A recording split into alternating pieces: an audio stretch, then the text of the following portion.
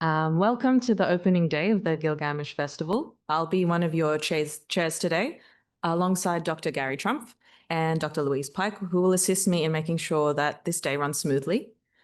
Before we begin, you may have noticed my attire.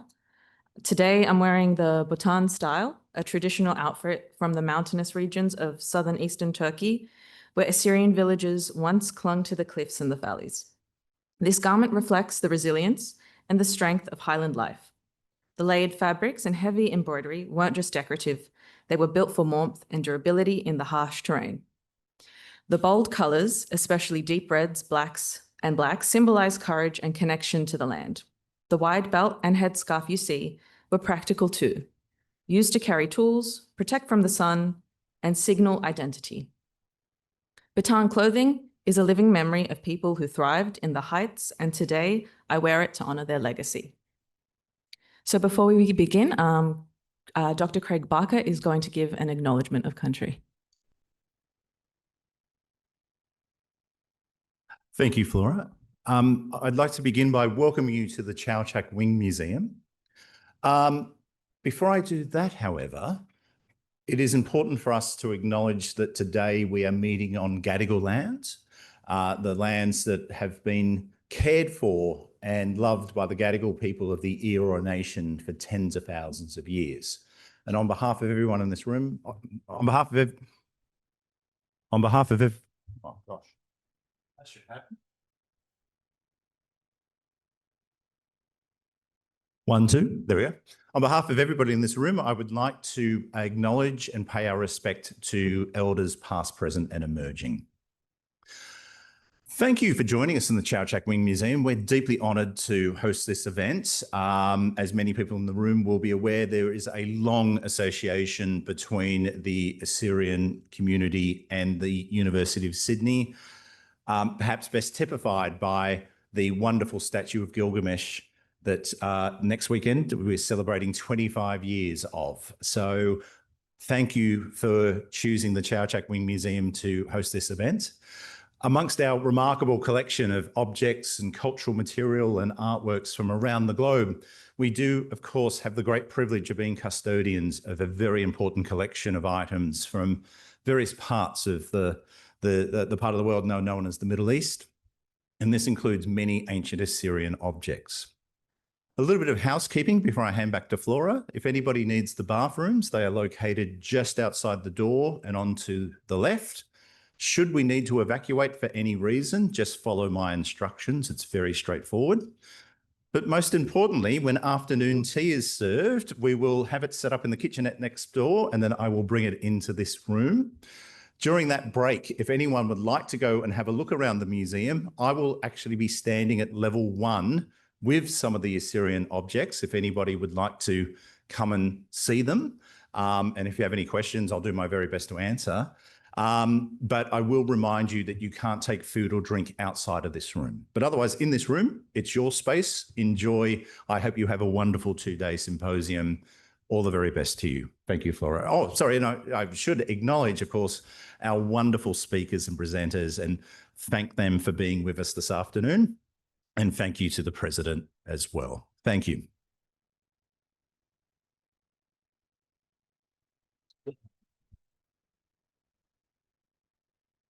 Okay, so one last piece of admin is I can see there's a bit of phones and stuff being held. Just make sure you're not filming any of the speakers' presentations. So now I'll introduce Dr. Gary Trump, who will introduce our first speaker. Dr. Gary Trump is the patron of this event and represents the University of Sydney. He's a distinguished voice in the study of religion and mythology. As a professor emeritus at the University of Sydney, Dr. Trump has spent many decades exploring the deep currents of human belief, symbolism, and esoteric traditions. His insights have shaped how we understand ancient history across cultures. Today, he joins us to introduce our next guest. Dr. Trump.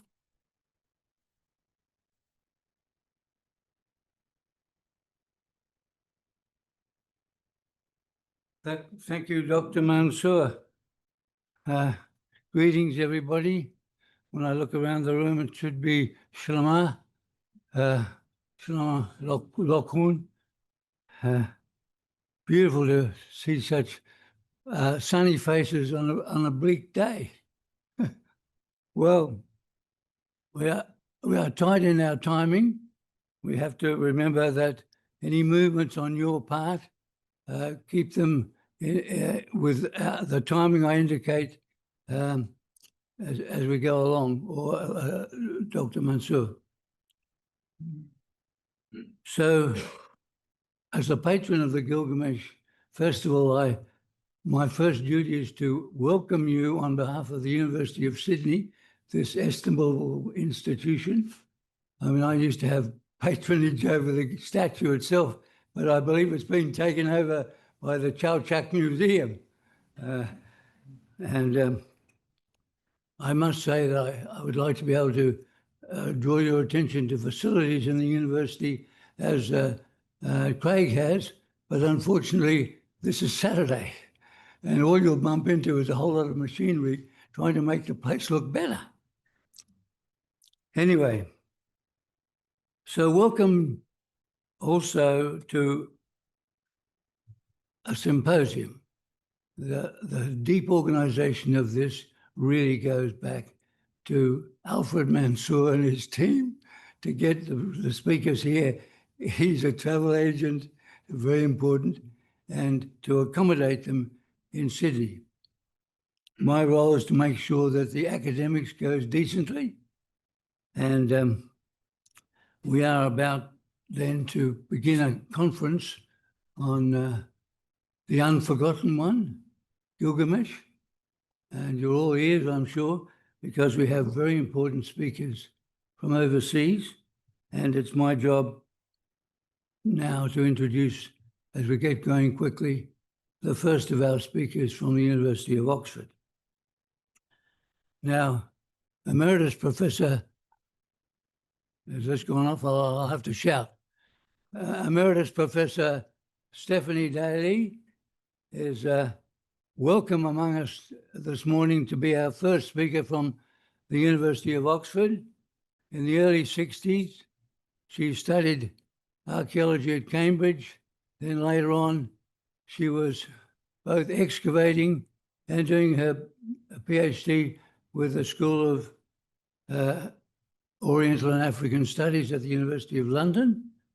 And beyond that, after working in the desert, in places like Mari, of all places, which is a very important old Babylonian site, and meeting her husband, who's much taller than, and very welcome here, much taller than she is, and I would have thought in the desert would be like Jonah finding an oil tree come up beside him while to shade her while outside of Nineveh.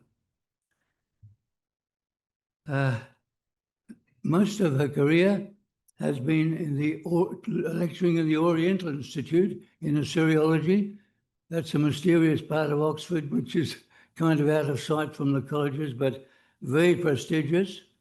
And she has produced, if you look in your booklets, many important works on Assyriology and impinging on Gilgamesh, and also the so-called Hanging Gardens of Babylon. I'll draw your attention, by the way, to the booklet if you know about it. Alfred, do people have booklets here or not? Okay, thank you.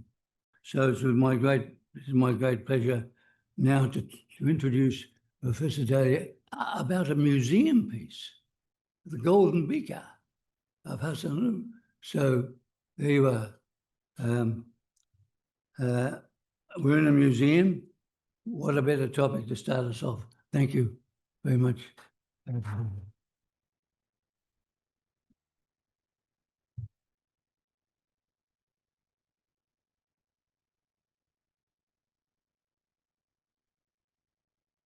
One, two.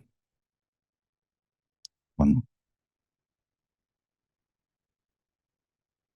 1, 2. 1, 2. 1, 2. Shall I use my voice? One, there we go. Oh, good. Thank you. Okay.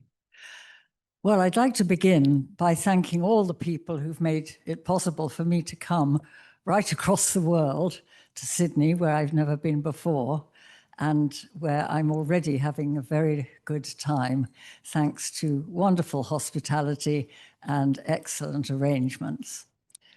So I thought I would start off, as I'm the first speaker, by giving you a lot of pictures which may be a surprise to you. Most of what we do is based on texts that come up in fragments. And that is quite difficult to make a very jolly lecture to open a series like this. So I thought I would go back to something which has turned out to be really amazing. An excavation that turned up a gold beaker on which are motifs from all the, from the Epic of Gilgamesh, and tell you certain things that we didn't know before. You won't find illustrations like this anywhere else in the archaeological record at the moment, but there's always a hope that some will materialize. So this gold beaker, and I'm going to try to hold on to two things at once, which could be difficult. We've got Nimrud there, Hasanlu here, and next one, please. That's where a dig took place in the 1950s by an American expedition from Philadelphia, mainly, and it excavated pillared buildings on a citadel of clearly an influential center in some cultural respects. But we haven't identified it definitely with its ancient name, so it's almost certainly in Assyrian texts. This gold beaker was found under rather tricky circumstances. The people who were arranging the dig, the Americans and the site supervisors, were all away when the beaker was found, and they arrived back just in time to rescue it. This is the excavation here. You can see the mountains of Kurdistan in the background, the Zagros Mountains, and some of the local buildings around the dig. This is Bob Dyson, who is holding the beaker up. It is, about 946 grams, so it's quite a large piece of gold. And I think it's probably true to say that the excavators returned just in time to stop it being swept away, so that nobody knew what would happen to it until it was melted down. And this is what usually happens when an excavator finds gold on a site. It is something nobody wants to find anymore because it causes such trouble. It is, of course, the main metal that can be melted down and holds its value 100%, doesn't lose anything. So here we have the excavation, and is this working? Yes. I've pointed out the two possible buildings in which the beaker was found, and we're not sure which one it was. To my mind, because I'm a text person, it doesn't matter too much, but we've got two very fine pillared buildings there where probably feasts were held for diplomatic celebrations, victory celebrations, and so on. And you can see that they're large buildings of an important type. So Irene Winter thought that one of the buildings was the one in which it was found, and Mohammed Dandamayev from Russia thought that it was a different one, but actually the building had fallen in, and we're not quite sure why, and burnt. And it must have been a very sudden catastrophe, and we don't know what the catastrophe was that caused the people to flee from the rooms, and one of them was found on the ground, dead, excavated with the beaker just beyond his reach. Right. Here's a picture. Oh, I'm not sure this is working again. Closer to me, closer. Will you be able to hear me if I just use my voice? Oh, good. Can I put this thing down? Thank you. Please, if I get too quiet, put down. All right. So this, what the crumpled Beaker, but all of it is there, and it is a most magical thing. That's working. Work, where then some of the details you can see it's done by etching on the gold from the outside, but it's fantastically good. And then it's just a drawing was made by Maud Chau, who's connected with the expedition, and she made this most fantastic drawing, which is what we're going to look at and see which episodes or motifs from the Epic of Gilgamesh it shows. And you won't find anything like this anywhere else connected with Gilgamesh. We've got a few cylinder seals and so on, but all of them are controversial, whether they're really connected with Gilgamesh or some similar piece of stuff. We're going to start up at the top here with 3 deities with a chariot. And you can see at once, if you have any knowledge of Assyrian art, they are not Assyrian in style. They are a completely different style, which I think we have to call Caucasian. And this must have been made in a place where the Gilgamesh is known, outside rock, and we can identify the gods. That one has got a horned helmet, which is the lunar helmet of the moon god. You see his chariot has got rather a basic wheel that it has. He's holding 4 reins, and this is probably intended to represent 2 horses or something like that. And I'm not sure about horses, but if you look at the tails, they're not really like horses' tails unless they were bound halfway down. Anyway, the second one then is the solar disk, sun disk of the sun god, a similar sort of chariot. And here we have the real beast of the thing, which is the storm god. And I won't name them by their Akkadian, their Assyrian names, because we don't know what they were called in the place where this thing was made. As you can see, this is a bull, and out of its maw, out of its mouth, is coming blood, the deluge. So that represents what we know is part of the Gilgamesh, where the Gilgamesh goes to meet the man who had survived the flood, tells him the story of it.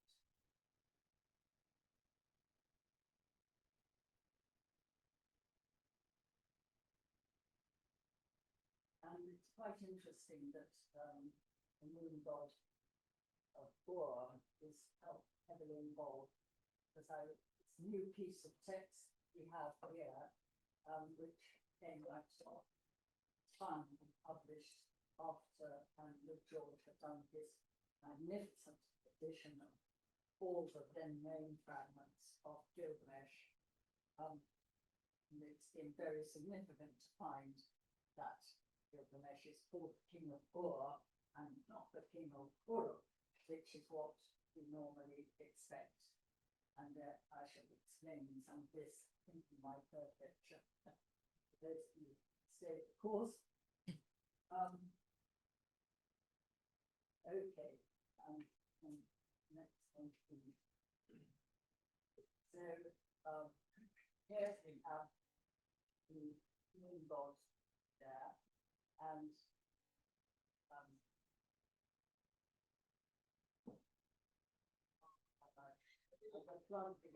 very important to get the calendar into the front, because one of the big things that comes out of Mesopotamia was the system that we still follow, really, of dividing into the year, the months, and the days of the month.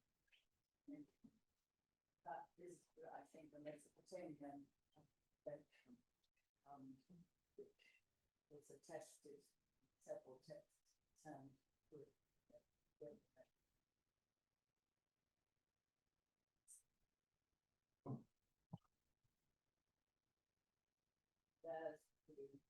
from this of these sun god again, see the detail his chariot wheel, and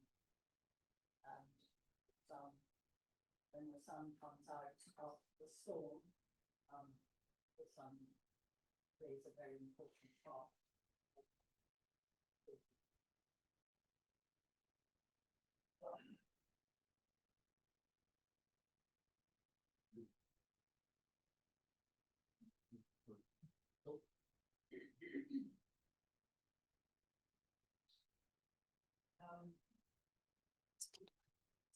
So the previous wall here, these dotted bits are representing mountains. So we imagine that the flood is taking place coming down mountains into the of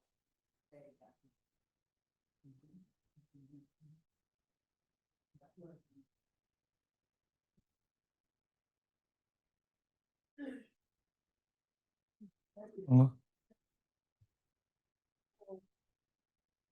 Sticking out this flood, and here's another way of representing. Oh, thank you.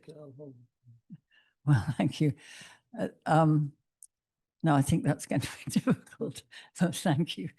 I can try. Yes, I'll try it. Thanks very much. Good. There we've got Utnapishtim sitting in a mountain just in front of the flood that is drying up over the earth.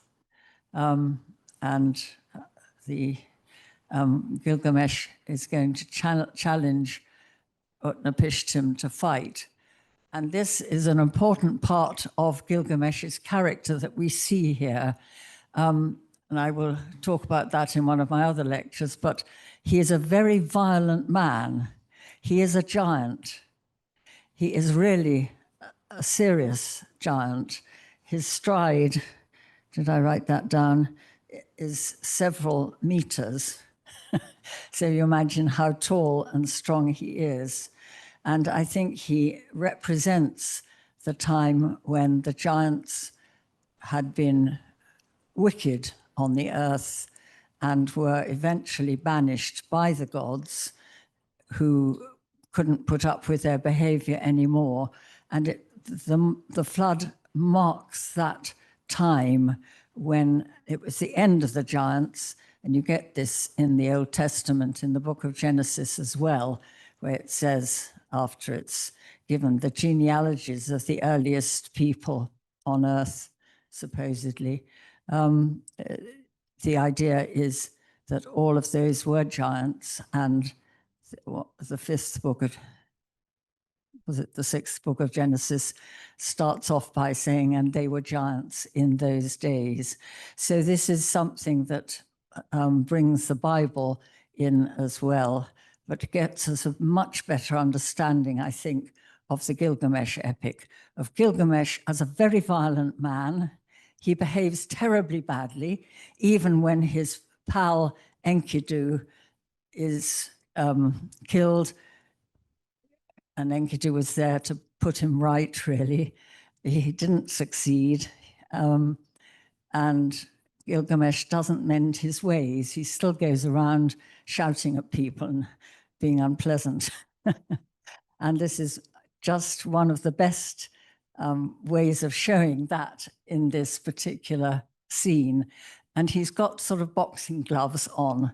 I've been trying to do a bit of research on how well we know about boxing in ancient Mesopotamia, but there really isn't very much information about it. And I'm always hoping to catch a bit more.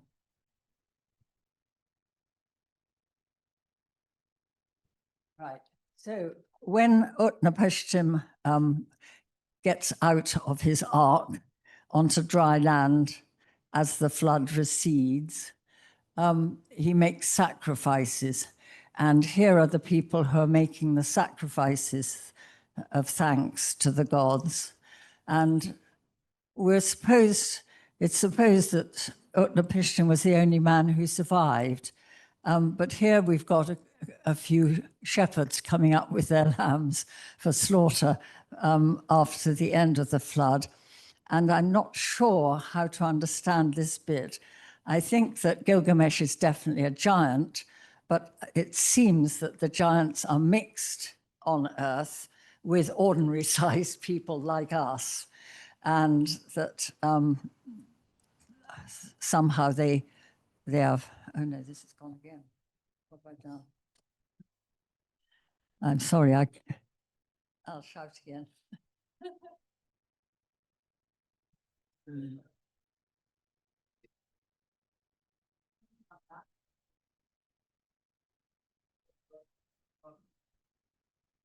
Anyway, you see these people who are dressed, again, not at all in Mesopotamian clothes, very kind of from anything that you would see in either not at all Mesopotamian art. But you have magic in your hands. Good. Okay. So here's the thank offerings to the gods when the ark lands.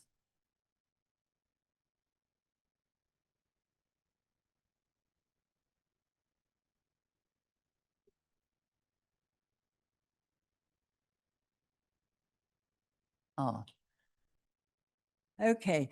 Now, because, oh no, it's gone again. Perhaps it hasn't. Because I wasn't sure how well Maud de Chauvanzé's drawing represented what was on the gold, my friend Pastor Danishmand managed to get me a real close-up photograph of a part of the vessel, so that you could compare the drawing with what was actually there. And that's, I'm afraid you can't go and see the Beaker in Tehran Museum. It's in a bank vault somewhere because it is just too valuable to exhibit. And you might say that if the Louvre can't look after its things, what chance of Tehran doing that? So I was lucky that Pastor was able to get me that, and that's why it's got that little thing in the corner. Okay.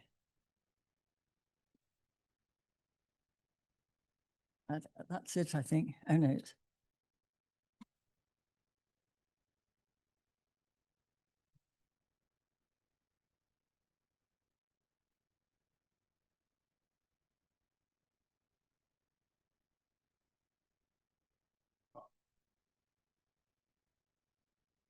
Now, this is a particularly interesting one because it shows a picture of somebody flying on an eagle's back. And the only thing connected with Gilgamesh that we know for that is this report by oh, it's gone off again, by Alien, who is writing in Greek in the 3rd century AD. And we thought that this was just some oddity that looked curious, but had the name of Gilgamesh in it. And it's actually following through the name of Gilgamesh and the name of Humbaba, the guardian of the forest, and the name of Enkidu that allows us to put together some of these disparate things. But here it is much too early to have been invented or been a late addition by Alien. And I think that's really remarkable. And we only know about Gilgamesh's early life from a Sumerian story, which was never incorporated into the standard version that we have now. And actually there are quite a lot of stories about Gilgamesh and Humbaba and so on, which are known in Sumerian, but they were not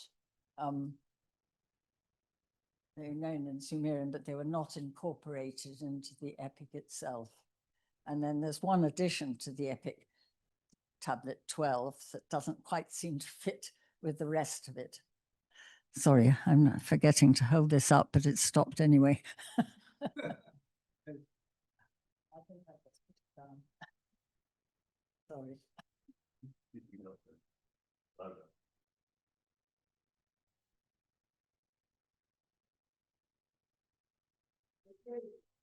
There is another epic, the epic of Etana, which also flies on the eagle's back.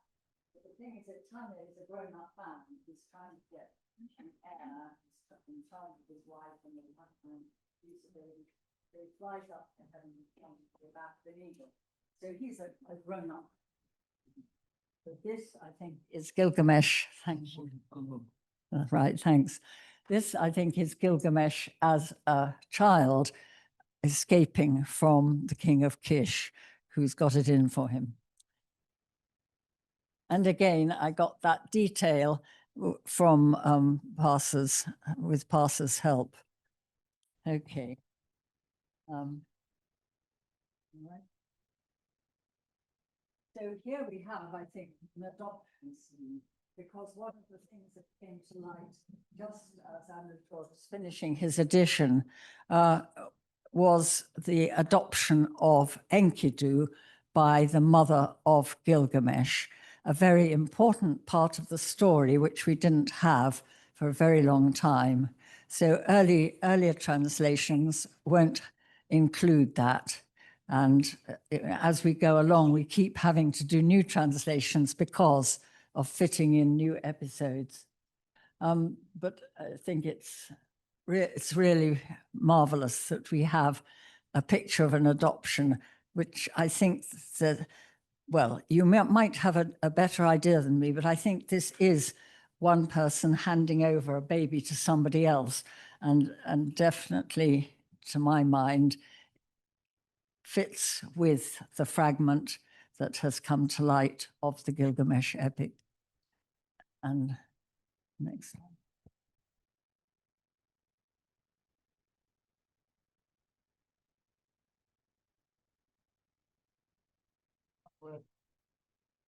Oh.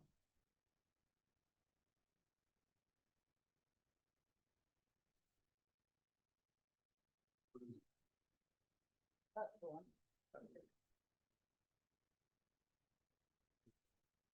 All right. Okay. So when Gilgamesh and Enkidu battled it out, made friends, decided to go on an adventure, they trot down to the forge to get some weapons, and they get their weapons, and you see how enormous the weapons are. These are weapons that could only be handled by a giant, as you can see from the weights, which are given in the epic, which is absolutely marvelous. And you imagine these two men going down and ordering their kit for their adventure. How they managed to stagger along through the desert with that, I don't know.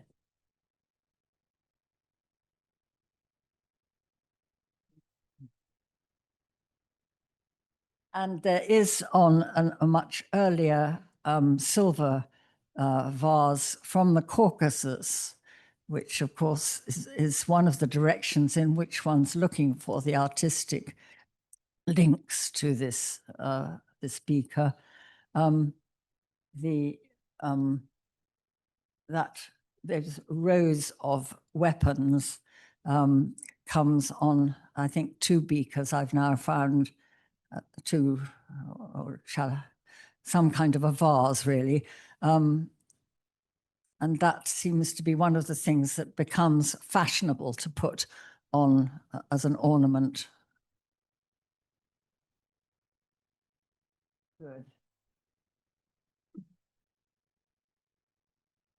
So Gilgamesh has been behaving so badly, as you probably remember, that the citizens of Uruk say they don't want him around anymore. He better go off on a journey and learn a few things. And so he's leaving an empty throne. And I think probably this is a picture representing how the fact that he's leaving the city without a king in order to go and mend his ways in the desert. Okay. Can I just stand a bit forward here? So here we have Gilgamesh, the giant. He is an archer. He has his bow there. You can see the quiver. Let me just point out, it takes a bit of practice to look at these things. That's the end of his quiver. And there's the other end of the quiver. So the arrows are sticking out from it at the back behind him. And look, one of the things is his lustrous hair and beard, fantastic hair and beard, which are described with some difficulty, I think, in a version of the epic that we have now. So he is a great man.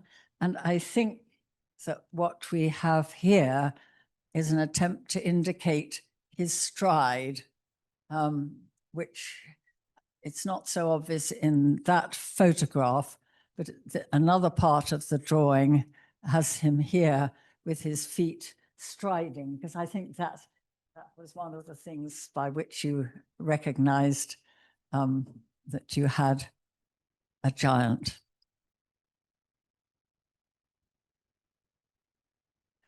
So one of the things that Gilgamesh does, and as your statue outside tells you, he can handle a giant, he can handle a lion. And the lions of that part of the world, which are now extinct, are smaller than the African lions that you would see in the zoo. But even so, with a giant in tow, it's more or less a large cat under his arm. And I think that's part of the way of representing a giant. This is one of the reasons why, and I'm being very critical here, as I always am, the San Francisco statue of Fred Parhad, which shows a similar character to the one in your statue in San Francisco. He says it's Ashurbanipal, but Ashurbanipal was never a giant. He's not one of the giants, and so it's a slightly misleading attribution to it, and probably because the man who made it had a very early version of the epic and didn't quite understand the giant element in the main characters. Okay. So here you have the head of Humbaba, and there's Gilgamesh on one side and Enkidu on the other, and they're stripping him of his rays, which make him which protect him, but they can strip him of his rays, and then they go and he's powerless. They chop his head off. They didn't need to do that. They really didn't need to do that. Poor Humbaba. Sorry, because I need to, no.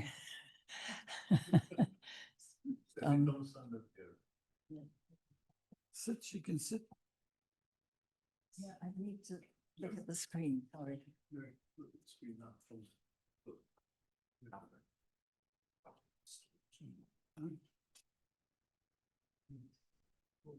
Sit down. Sit down next to the screen. Thank you. Okay. Try to.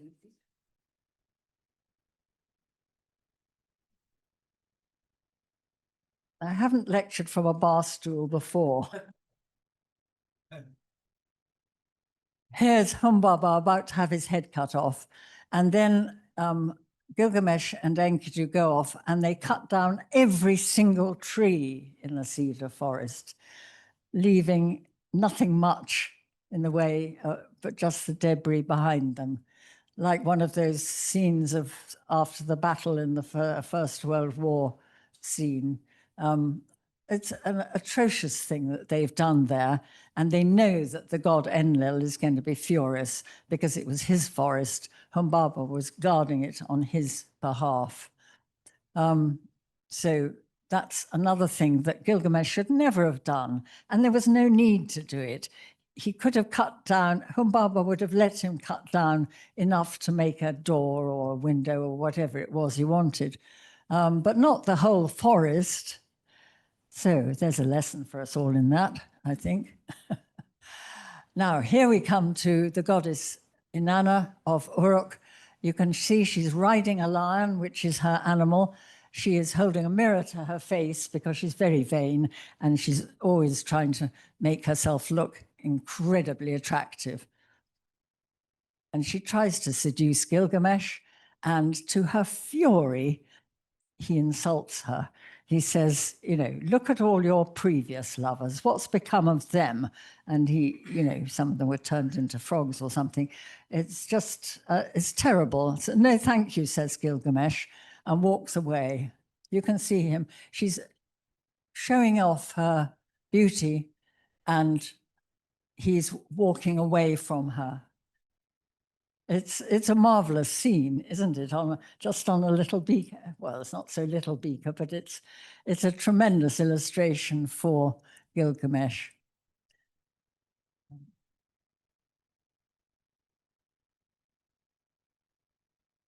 So the death of Enkidu is a great thing, but it reminds us when we look at the scenes on the beaker that Enkidu is not there.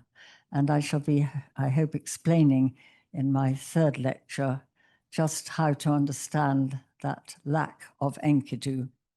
He is actually a god, a big god, not just a Gilgamesh size 2/3 one. Okay. So yes, this is one of the goblets that has these slanted showing weapons that we saw on the Hasanlu beaker. And I found another one, but it's hard to get the right picture. Okay. Now, just because the style of the art on this object is so different from Mesopotamian, I'm showing yet another very different thing from the Middle Bronze Age, from Palestine, which shows, I think, clearly some sort of mythological scene from what one can see of it. But the whole style of it is entirely different. So what the Hasanlu beaker shows, I think, is a very important style that has really not got any comparisons at the moment. But once you isolate a style and people know what they're looking for, you're perhaps more likely to find it. So any of you that are going traveling in Iran, Georgia, Armenia. Look out for it and let me know. Okay. So now I'm just going to end by reading you this. Thanks.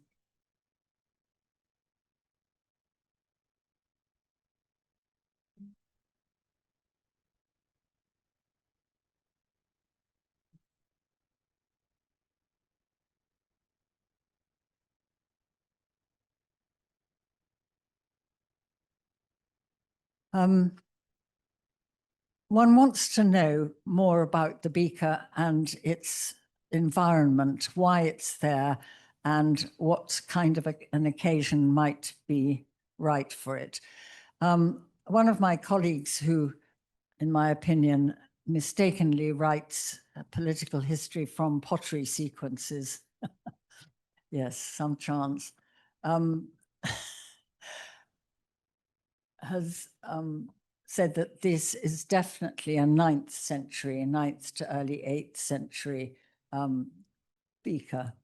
But I think it is very likely an earlier piece of work. And here we have a quotation from Sargon II of Assyria, very late 7th century. No, yes, have I said, no, I was saying the wrong thing. 8th century BC. He says, I promised the Manians to overthrow Urartu, that's the great enemy of Assyria, to restore their boundaries, to bring relief to the exhausted people of Mane, and their courage revived. I set out a table of honor before Olosunu, the king, their lord, and elevated his throne above that of his own father, Iranzi. I treated them at a banquet with the people of Assyria, and they blessed my kingship in the presence of Anshar and the gods of their own land. So there you see the kind of occasion where it might have been appropriate for foreigners from the other side of the Zagros Mountains to cooperate with the Assyrians and to, you know, the iconography is the foreign side of it, but the Assyrians are there to blend things together. So I think it's a very major discovery, and I hope you're convinced that the motifs are actually all from the Epic of Gilgamesh. Thank you for listening.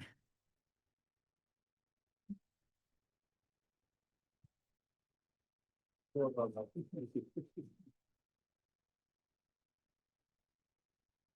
to take questions from you. Thank you. Thank you. That was tricky.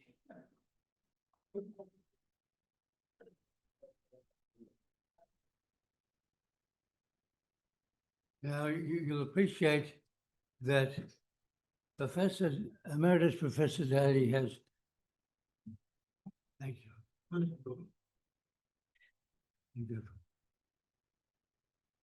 Has made it quite clear how complex this subject is, because there are varieties of languages involved in inscriptions. Most of the big texts are in Akkadian or in the Babylonian dialect of Akkadian, so this will be a language familiar to most of you here. But there are other versions and components in this whole story, as we have heard. Now, I'm no specialist in Gilgamesh, and I'm going to introduce to field questions from you a surprise guest from the University of Sydney who is a specialist in Gilgamesh. And this is Dr. Louise Pike, whom I invite to come to the rostrum. She's a graduate from Sydney, comes to us very recently now, back here from the Macquarie University. Please welcome her. And she's written a book on Gilgamesh and even been involved in a congress on Gilgamesh in 2022 in Berlin. So I hope all these scholars will exchange great thoughts with you. Thank you. Thank you so much, Gary, and thank you so much, Professor Dalley, for that fascinating presentation. A masterclass in unpacking art, but also in graceful perseverance in the face of technological contretemps. Do we have any questions for Professor Dalley? Yes, one here at the front. Just a question, Doctor, about the giant. You mentioned Gilgamesh was one of the generation of giants over 3 meters. And the God, you mentioned an idea that God after that stopped this generation. Could you clarify what you mean by that, that generation of giants stopped or finished? Well, is this useful? Yes. Hold it up. I'll try and hold it in the right place. I'm not very good at all the equipment. I'm still trying to work it out myself, but there's a man called Geoffrey Cooley who's written an article which, in my opinion, and this is confirmed by another fragment of Gilgamesh, in which Enkidu's name is written differently, and it is the god Enki, the god of Eridu. So Gilgamesh's companion is a god who's come down to earth, and that's comes then into the how am I going to explain this? The book of Enoch in the Apocrypha, another person has shown that this is Enki, is Enoch, and Enoch is Enki. And they're simply different pronunciations of the same name. It's absolutely fascinating. So I've managed to track down, I think, 5 definite giants. I'm not sure what their relationship is to the people on the earth.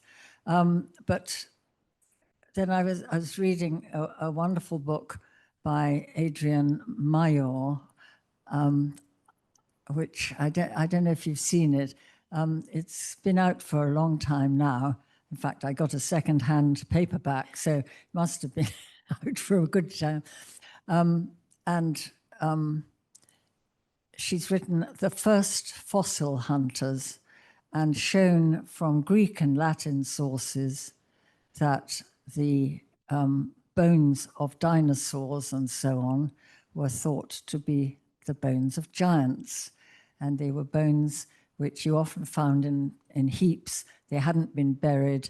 These were the results of battles where the giants killed each other to extinction. So this is a new angle on Gilgamesh, which well, you know, I'm getting past the age when I can deal with this, but maybe you can deal with it or help to deal with it, because I think this is an answer that there was an age of giants, and that was their understanding of what dinosaur bones meant. And then the flood came, and that's the end of the giants. And then it's just Homo sapiens or whatever. Sorry if that's been a rather complicated explanation. Thank you for that fabulous question, because we got to learn so much from it. And so interesting about the giant bones. In the book I'm writing at the moment, I'm looking at how paleontology as a science came from people trying to find evidence of like giants and biblical flood and everything, which is so fascinating. Yes, well, do try Adrian Meyer's book, because it's a fantastic read, and it's such a good, solid bit of research. But it's mainly East Mediterranean. The other thing is, an Egyptologist friend of mine said they often find dinosaur bones in Egyptian temples in mummy wrappings. So that means they're regarded as ancestral, as you might say, or have a past life that we can recognize among ourselves. How fabulous. Do we have further questions? Yes, please. Right up the back.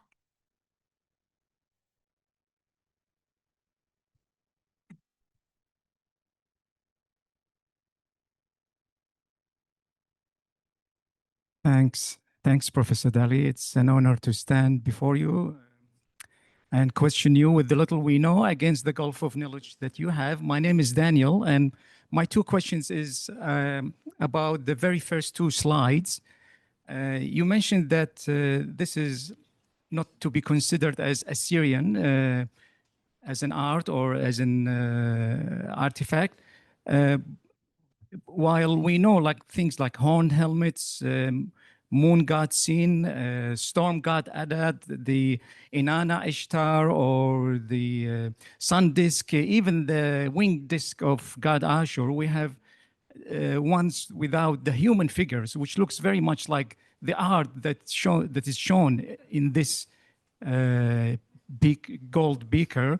So my question is, why is not Assyrian? And also being in Hasanlu, which is just next to Lake Urmia, and in our understanding, Urmia is the periphery of Assyria, not just in modern days, but forever. We considered Urmia as part of Assyria. So that's my first question. Why is not Assyrian, or at least Mesopotamian? The second question is, again, and I hope this is not political, there is a mention of Kurdistan over there, as if this terminology is as old as this time period. So I was just maybe just around these 2 points, if you can clarify. Sorry.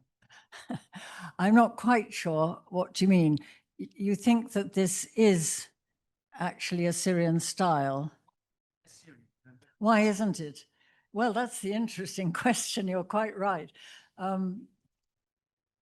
It shows, I think, that the Gilgamesh epic at that time was more widely known than we have previously had evidence for. So it's a new bit of evidence that expands the way that Gilgamesh went. But of course, if you look at the fact that the Hittites learnt about Gilgamesh from the Mesopotamians in the late Bronze Age, it was already among the Hittites then by the 9th and 8th centuries BC. And that, well, I don't think there's any Hittite influence as far east as Hasanlu. Am I answering your question?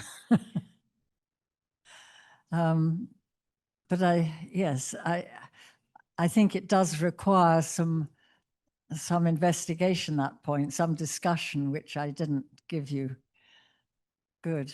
Thank you for your question. Okay, so we've got time for just one more question. Any more? Okay. Over at the front. Yeah, I can.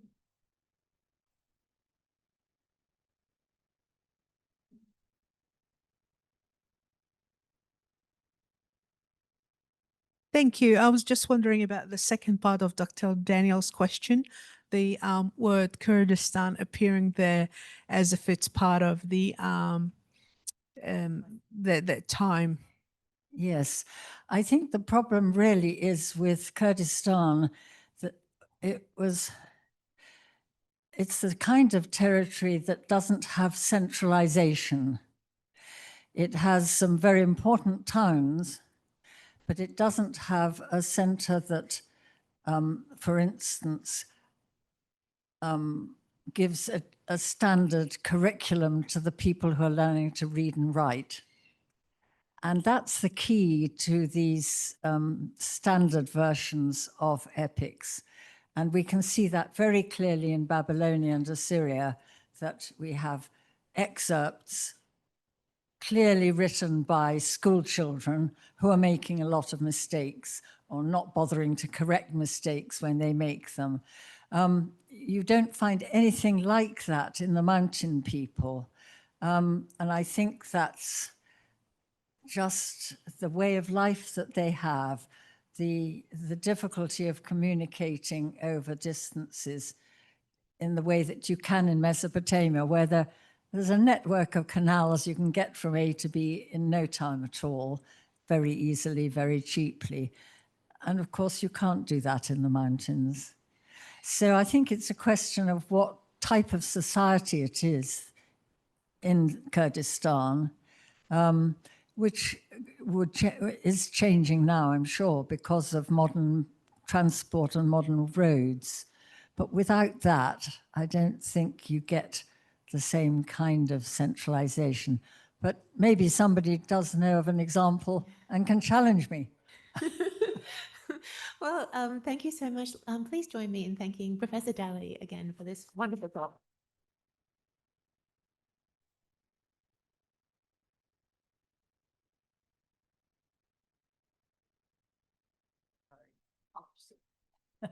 This equipment is enough to try. Yep.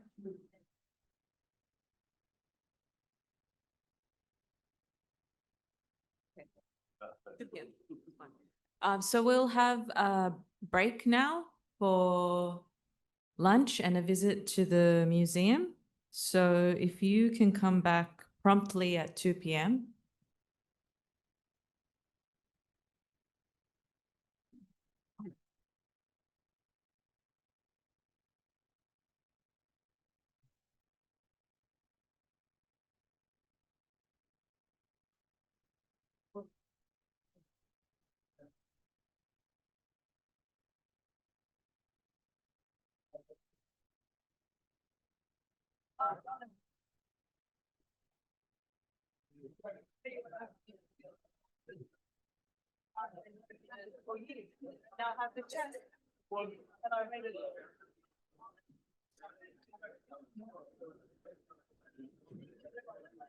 Lunch is here, okay? So lunch, we'll have it here. So don't leave, please. And then after you have lunch, you can go and see the museum.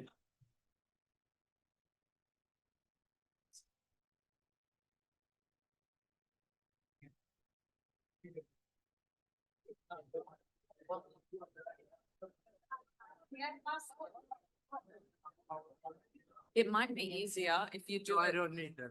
Okay. I don't, yeah, okay. Just in case, we'll leave it here if it doesn't work. But yeah, like.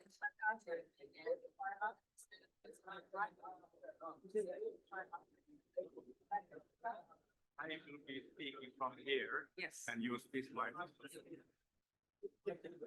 And I will pinpoint. Use that, but then if it stops. That's working, actually- you can use that.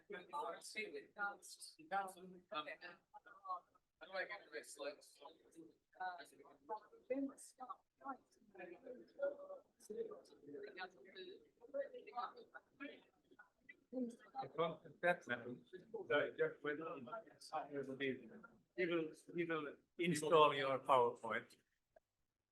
And select the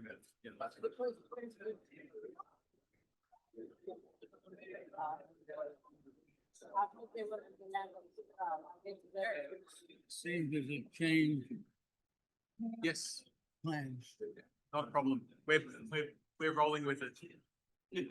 Whatever happens, Whatever technology, schedule, the show goes on. You want me to introduce Simo? Yeah, let's just do that. You know enough about the Philippines? I think I have a pretty good introduction written.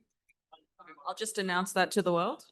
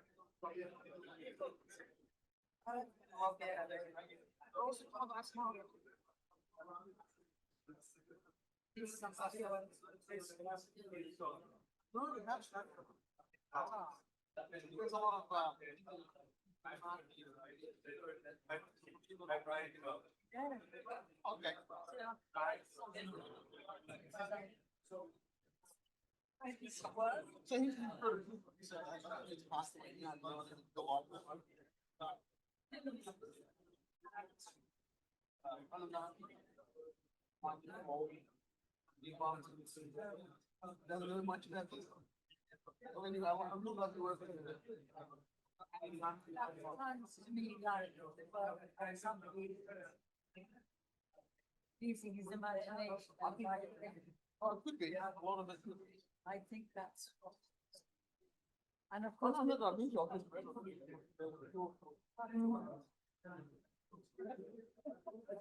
No, that's okay. I do.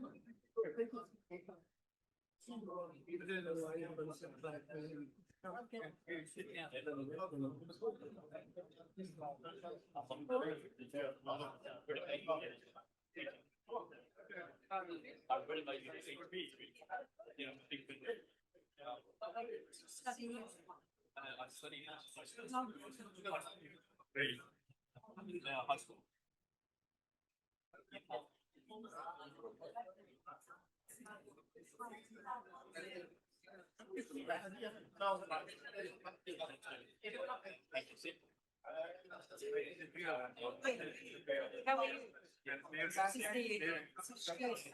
enjoy your food. Yeah, I think it's very expensive.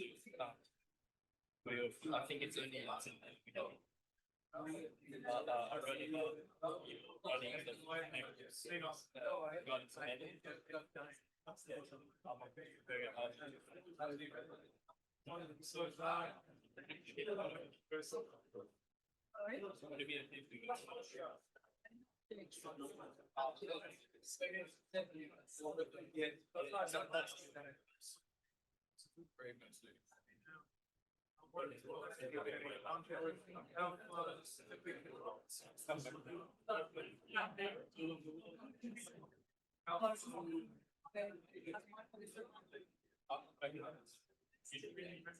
Thank you, Sim. That's it, even though.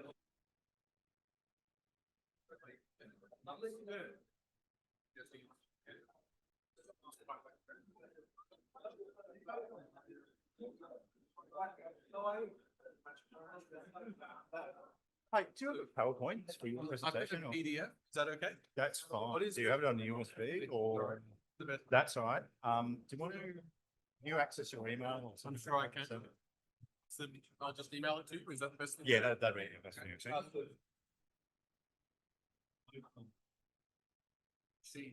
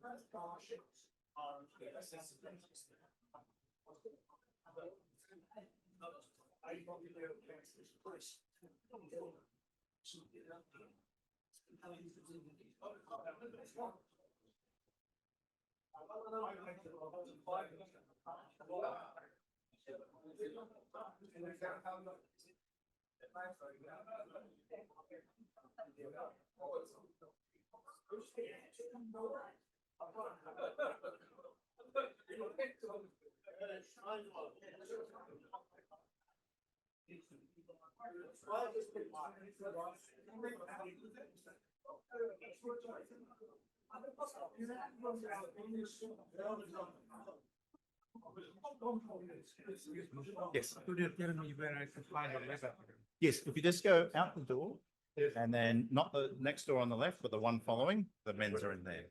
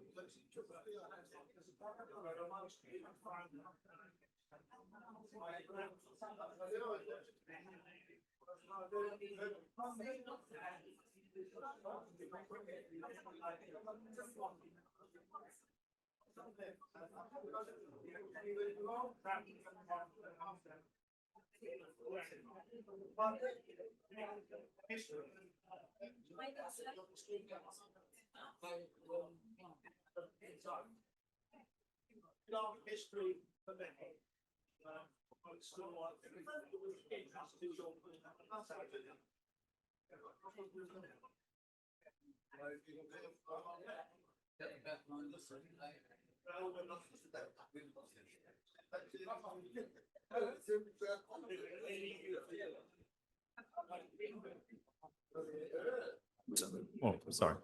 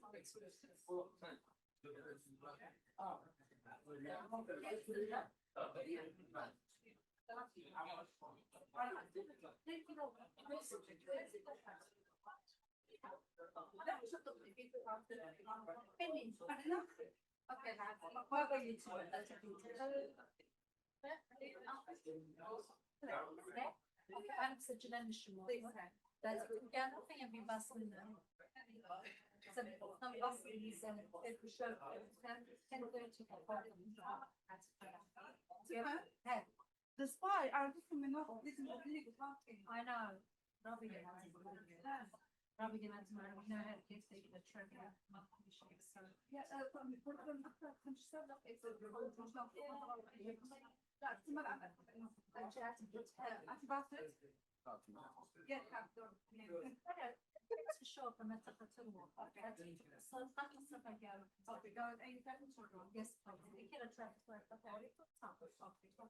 That would be so much easier.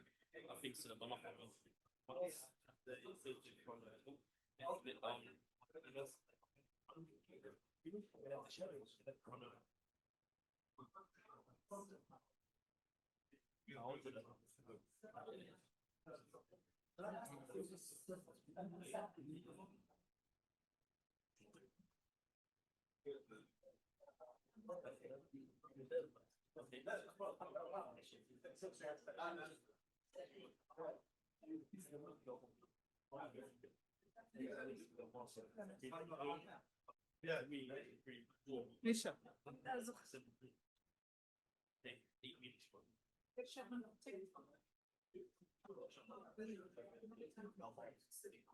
Make him look. Like no one's gonna put it doing a real naked.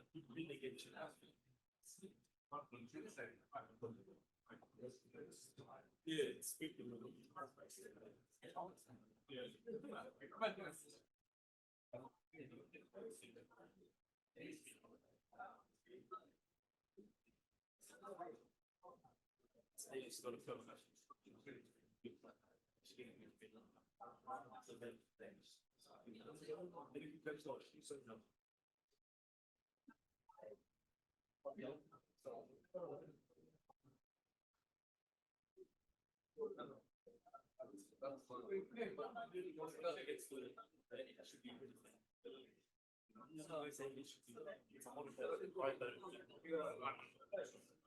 The vision's crying, but it doesn't say vision, it says Iran.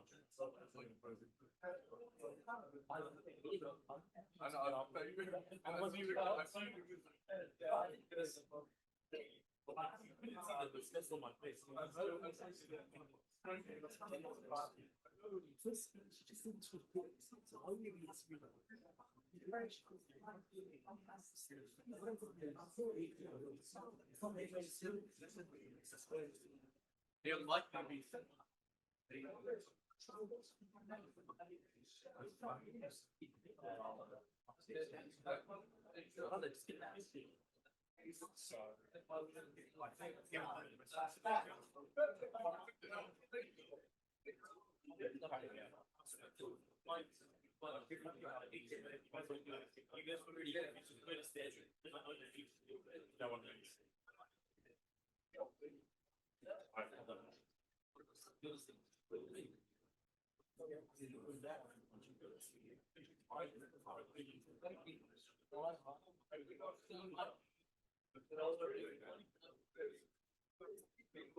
Yes.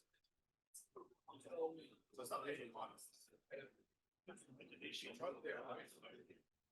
I said they couldn't do anything. They couldn't do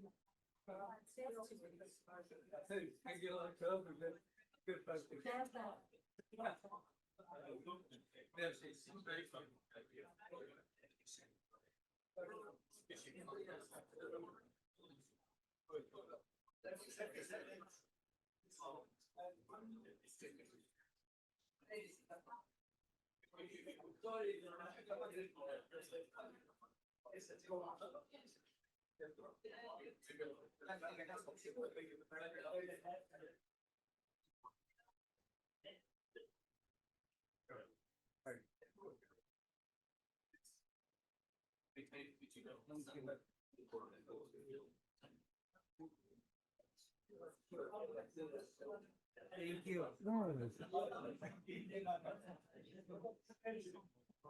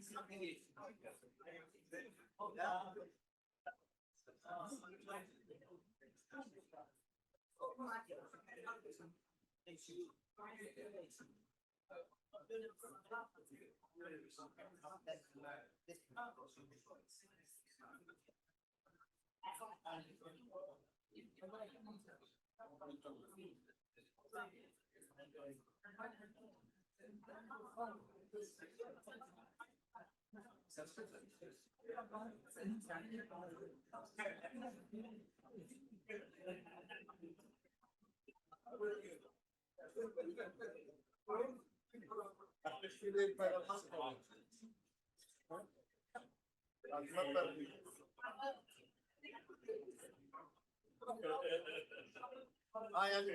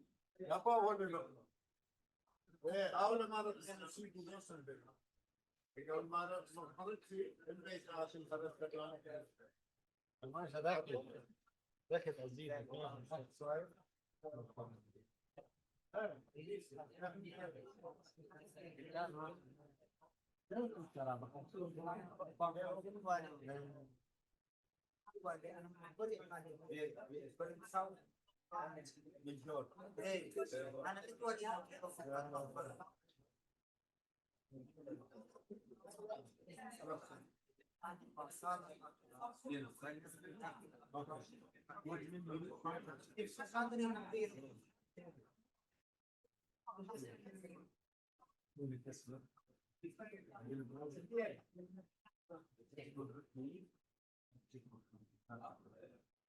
So the 04 1 2 8 2 double 3 5 0 double 3 5 0.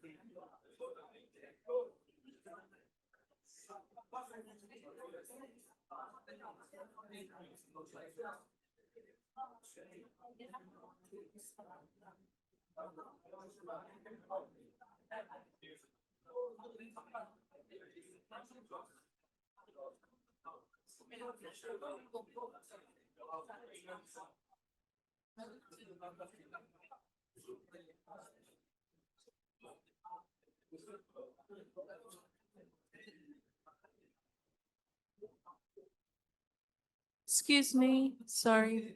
Hello, if I can ask that everybody start moving to their seats, please. We'll be starting shortly.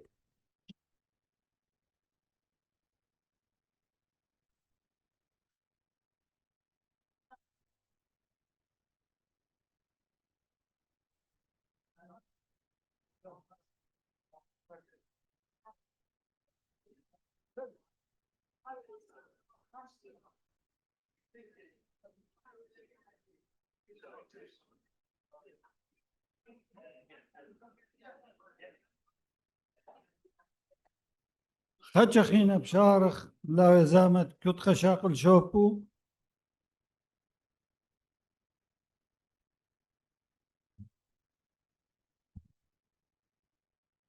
Okay. Nachritun, let's get going.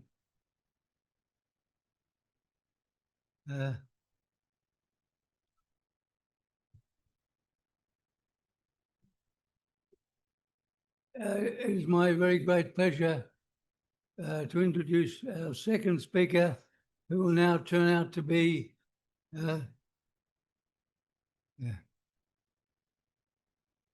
Emeritus Professor Simo Parpola. That is because we've changed the program around. We have him as the second speaker, and I'll just say a few words of welcome to him. He's a very eminent man from Finland. If you could pass my phone or press the buttons. Yeah. That's the time to start. Yeah. So Professor Parpola He is Emeritus Professor in Assyriology at the University of Helsinki. He's pretty close to the Soviet zone, so we're lucky to have him here. He, in the 60s, studied in Helsinki, Rome, and at the British Museum. Later on, he emerged as a very important figure in Assyriology at the University of Helsinki, not working. Anyway, beautiful. Not working either. So he did his first, he got his degree at the University of Helsinki and got his first job in Germany at the University of Heidelberg, then settled down, at the University of Helsinki to a distinguished career there in various aspects of Assyriology that include a lot of dictionary work, atlases of the ancient world, ancient Mesopotamian world. He spent time in Chicago, Padua, Jerusalem. He'd been all around conferring about matters Assyriological all his life. I should, if you could pass that book, Stephanie.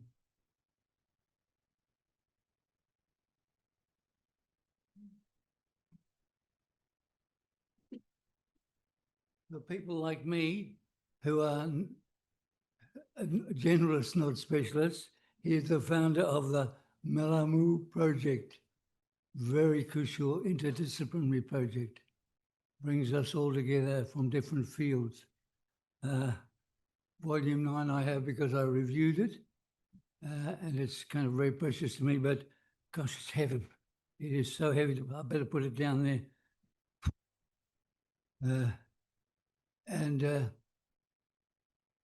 I suppose we should say he became the extraordinary professor of Assyriology at the University of Helsinki, and he became highly provocative, as you'll hear soon here, about the Assyrian roots of Christianity.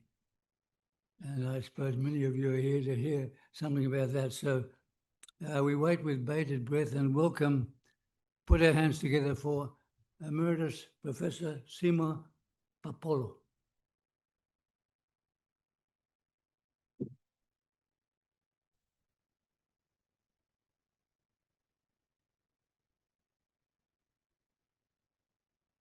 Does this work? You can hear me, okay. Ladies and gentlemen, dear Assyrians, in the book of Daniel, the king of Babylon dreams of a huge tree growing abundant fruits in the middle of the earth. It stopped reaching the sky. Now it doesn't work.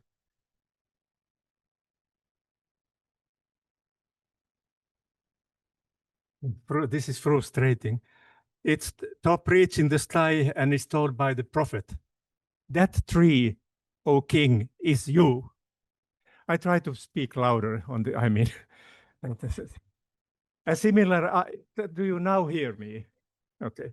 A similar idea also occurs in ancient Assyrian lexical texts, where the word gishimmaru, date palm, is equated with the word sharru, king. Hence the name of the king, Sargon II, meaning true king in Assyrian, could also be written with the cuneiform sign for date palm, instead of the usual sign for king. The king's association with the tree was part and parcel of Assyrian royal ideology, but its roots are much deeper. Several Sumerian kings of the Ur III dynasty, about 2000 BC, are referred to in contemporary texts as palm trees, growing along abundant watercourses, a literary motif also known from the Bible. In addition, several Sumerian kings, including Gilgamesh, the legendary ruler of Uruk, bear names that identify them as personifications of the cosmic tree. The earliest example of this association occurs in an early 3rd millennium BC seal from Uruk, which depicts a Sumerian ruler, perhaps Gilgamesh himself, as a tree offering its flowers to sheep. In Assyria, the tree was mostly replaced in a stylized form, represented as in this wall relief behind the king's throne in Ashurnasirpa II's palace in Kalach. Representing the king as personification of the cosmic tree served to underline the divine origin of kingship. Legend had it that the tree had been planted in the world by the goddess Idanna, who elsewhere figures as the divine mother of the king. And in keeping with this idea, the goddess Chau was identified with the date palm.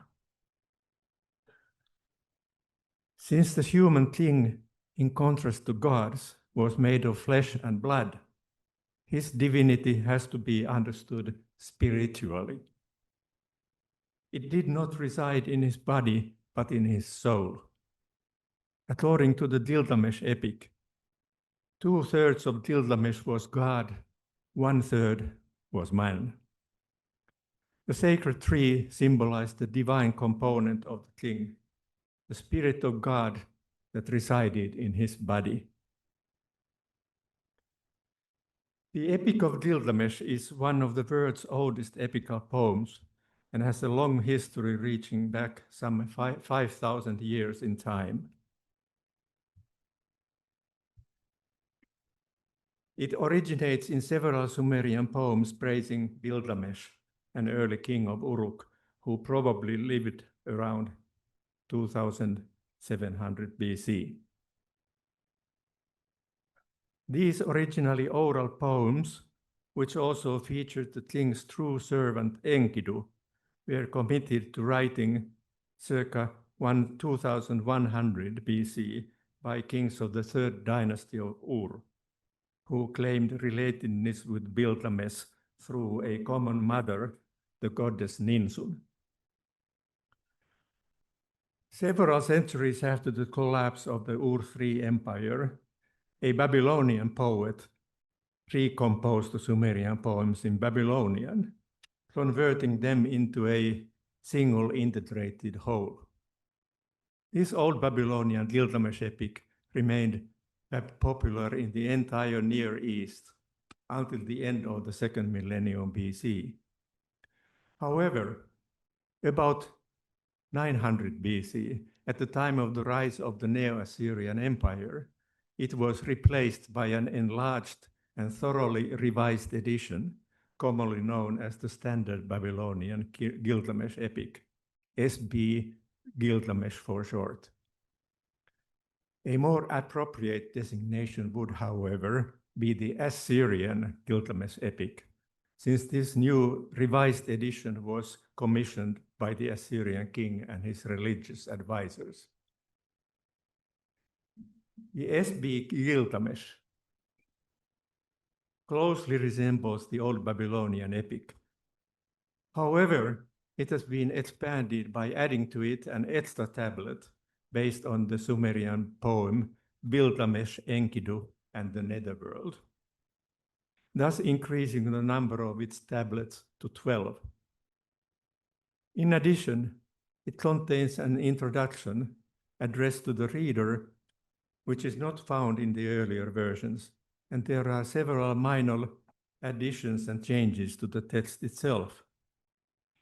In this paper, I will focus on the changes,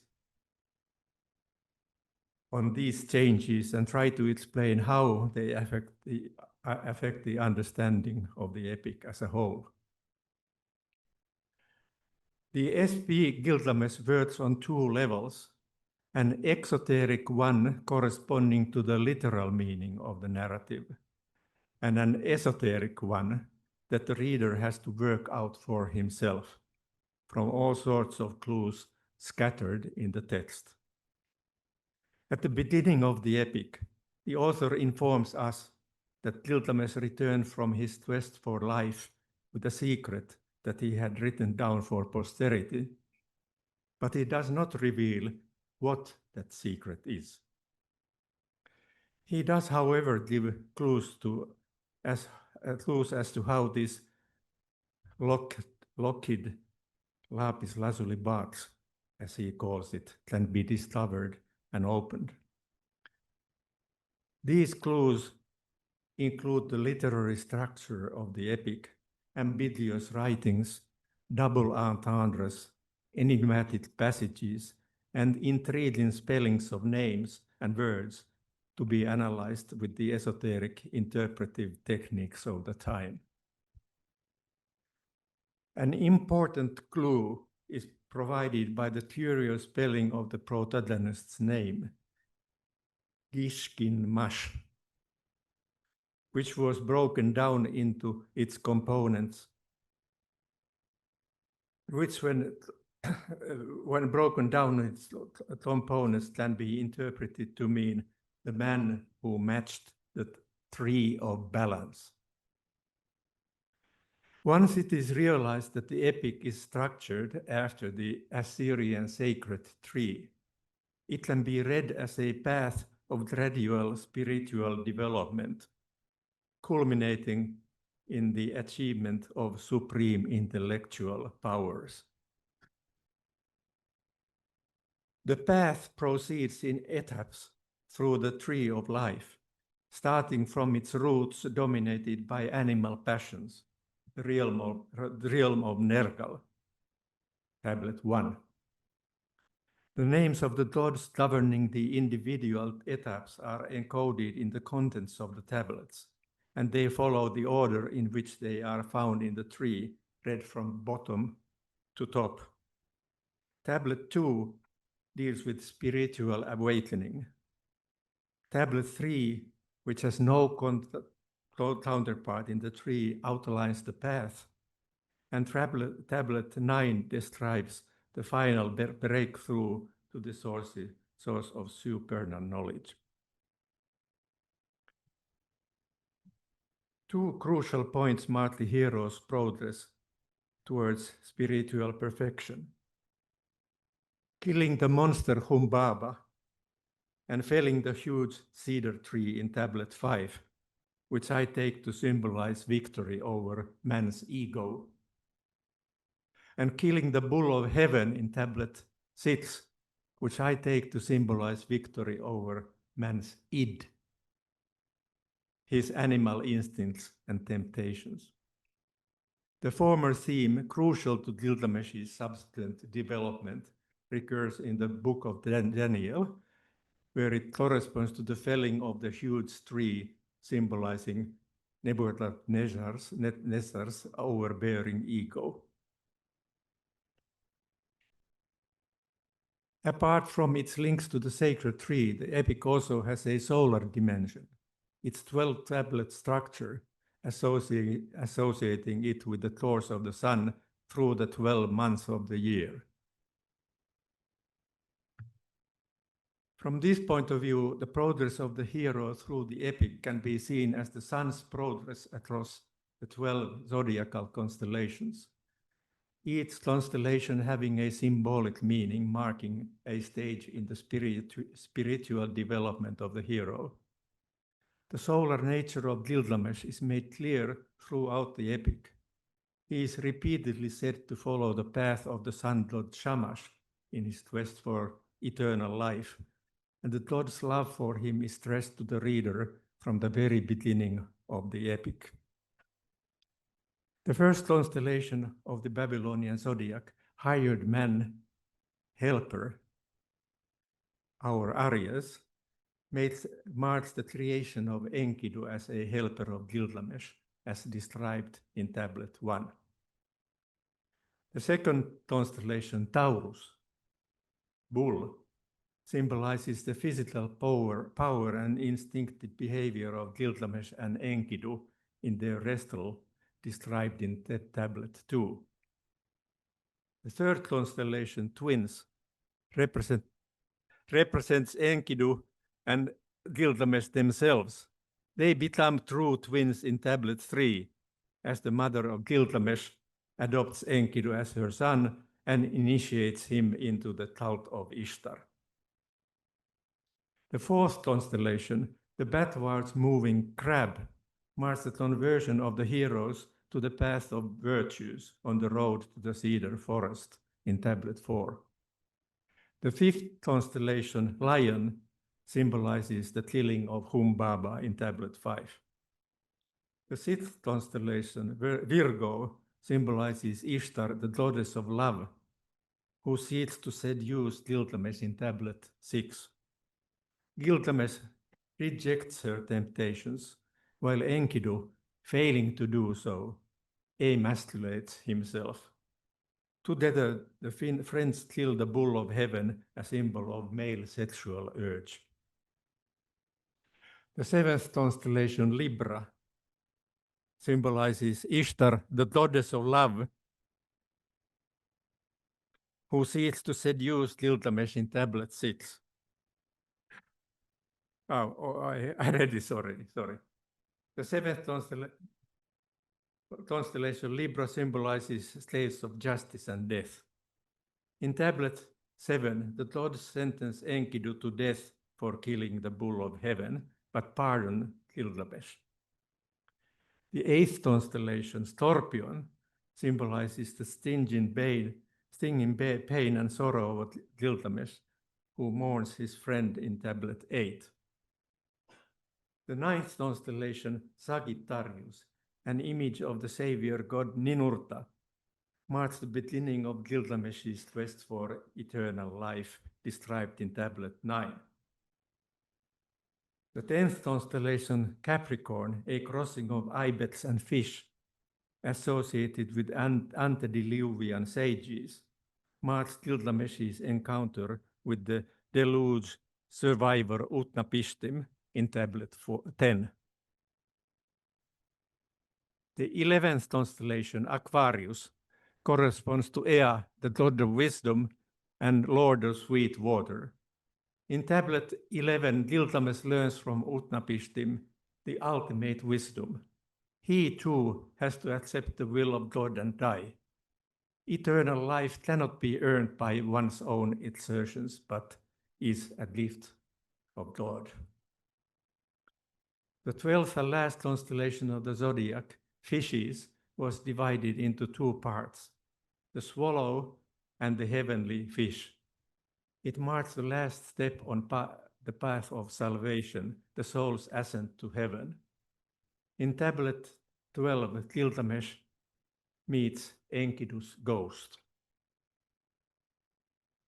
The constellation of the hired man, Aries, was established as the beginning of the Babylonian sidereal year around 1300 BC. The Babylonian names of the 12 zodiacal constellations presumably date from the same period and are based on the Old Babylonian epic. The sun's eternal movement through the zodiac was an ideal symbol for the perfection of the king and the eternal institution of kingship, but it is not clear what it meant for the common man. Thanks to the perfection that he had achieved, Gilgamesh was granted divinity and was made the judge of the netherworld after his physical death. A hymn to Gilgamesh from the royal libraries of Ashurbanipal describes his post-mortem fate as follows.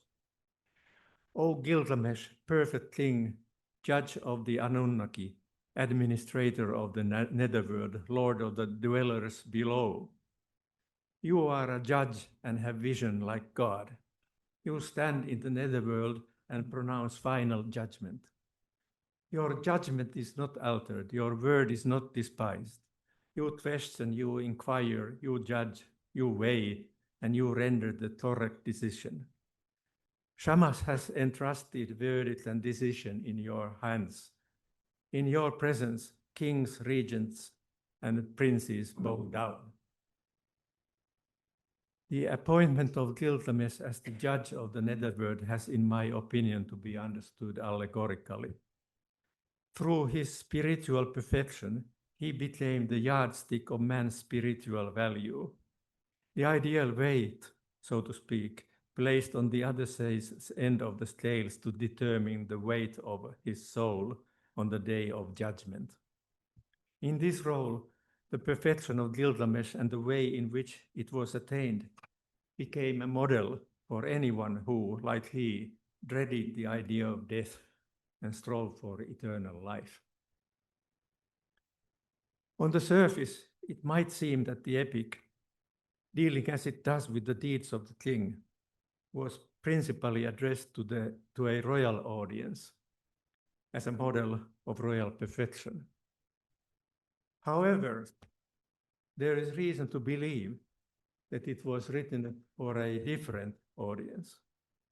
Even though the attainment of perfection is presented in the epic as a process taking place in Gilgamesh, a more attentive reading shows that his perfection was an inborn quality decreed to him already at birth. Aided by gods, he proceeded towards his goal unfalteringly like the sun, never wavering in his course.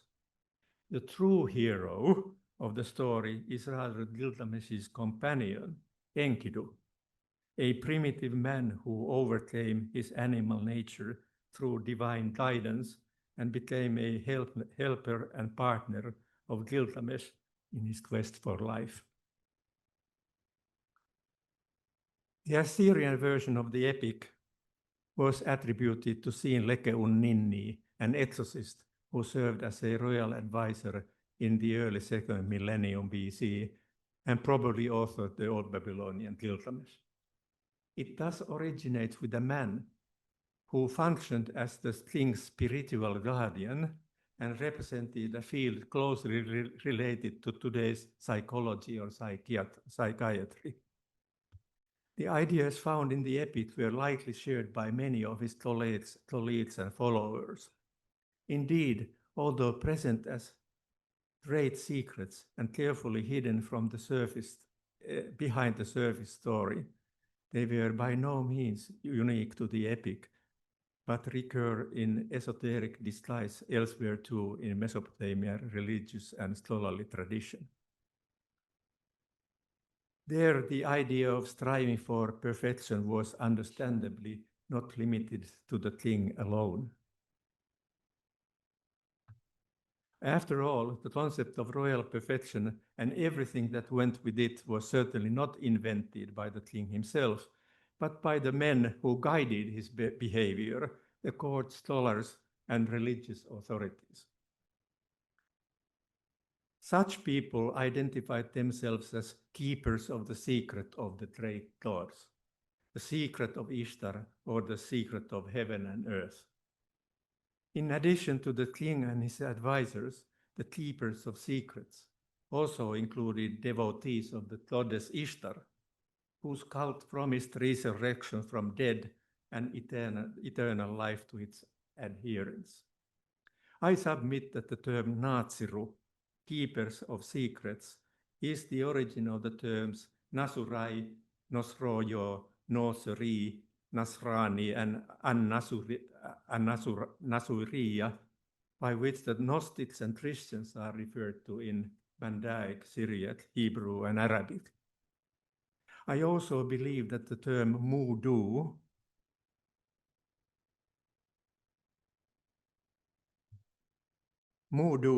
one who knows, which often occurs in Assyrian esoteric texts, is the origin of the self-designations of the Mandeans and Gnostics, and originally largely synonymous with Natsurai and the other designations of Christians. It is well known that Christianity, like Gnosis, was a mystery religion whose secrets were not divulged to outsiders who had not received baptism. The cornerstone of the cult of Ishtar was the myth of Ishtar's descent and resurrection. It relates how the goddess descends from heaven to the netherworld loses all her garments and jewelry during her descent and dies, but is revived by a helper created by Ea, the god of wisdom, and returns to heaven having regained all her lost garments and jewelry.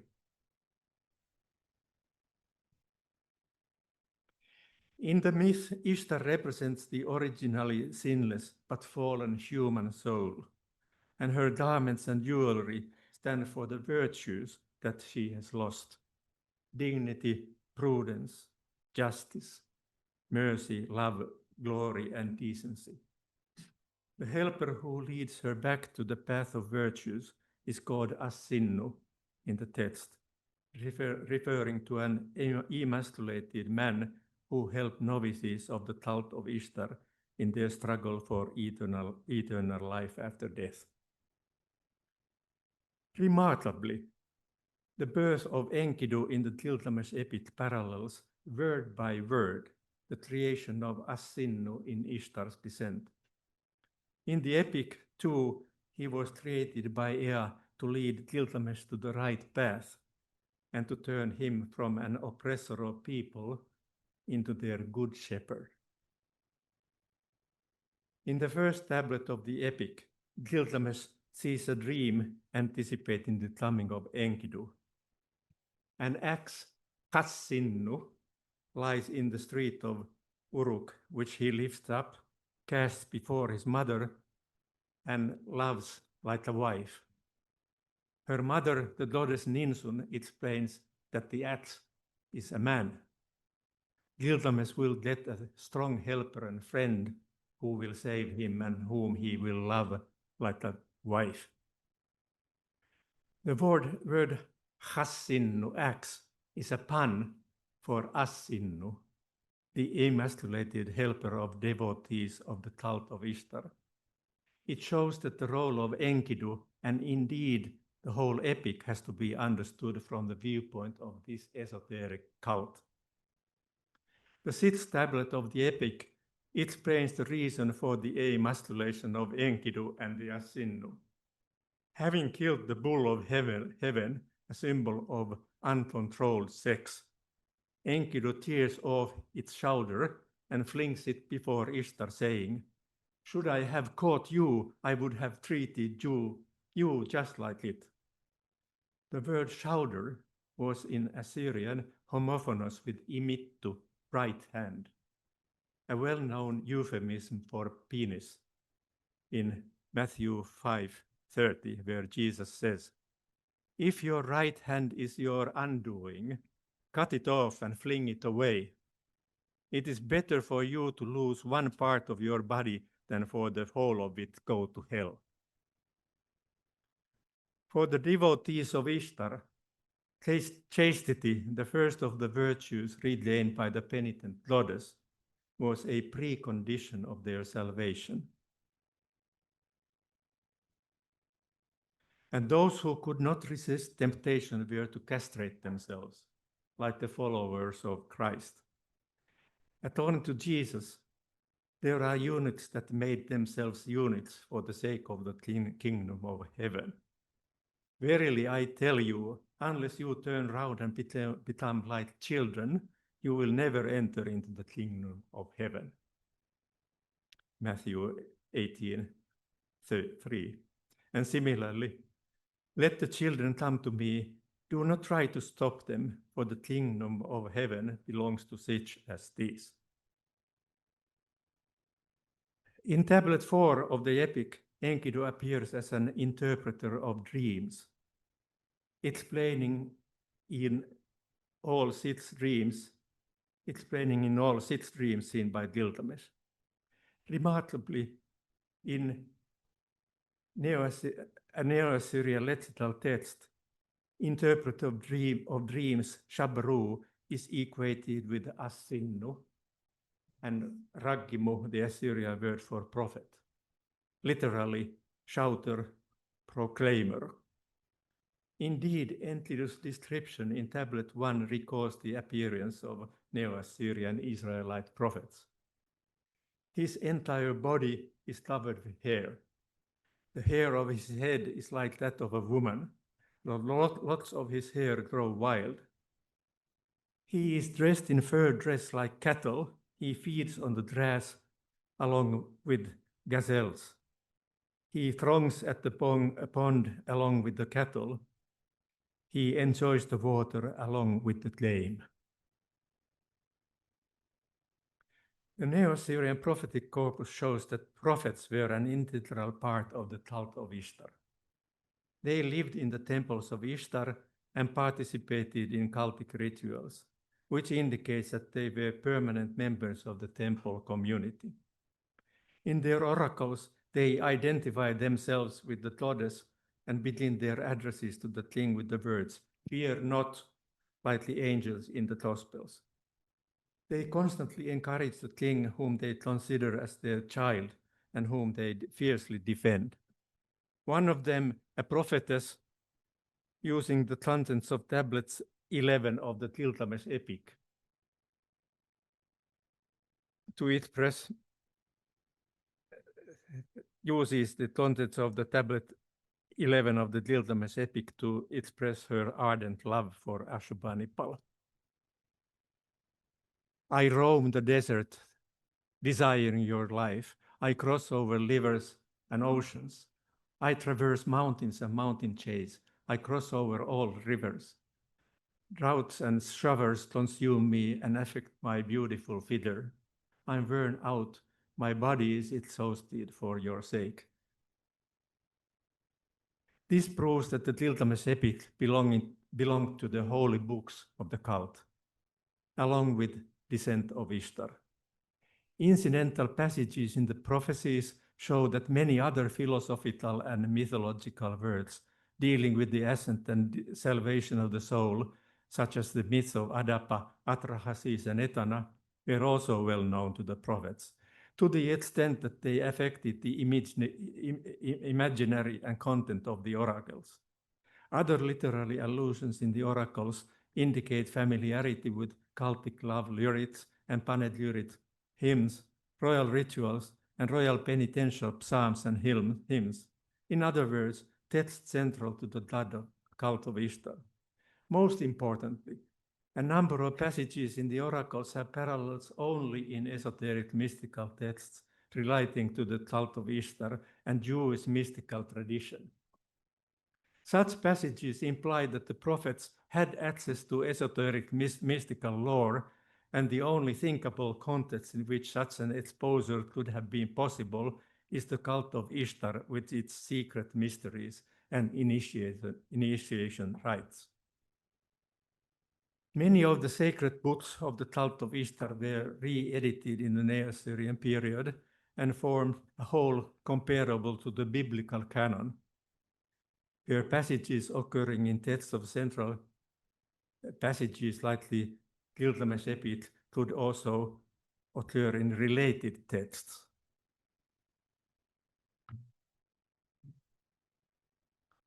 This means that the texts were probably read and reread over and over again, much in the same way as the Bible and the Torah, to strengthen one's faith and to discover new levels of truth in their esoteric diction. The long-term goal would have been to master the wisdom hidden in the texts and attain the perfection required for salvation. The cult of Ishtar, with this canon of holy texts and its network of temples, was an important pillar of royal ideology and power. And its importance grew with the expansion of the Neo-Assyrian Empire.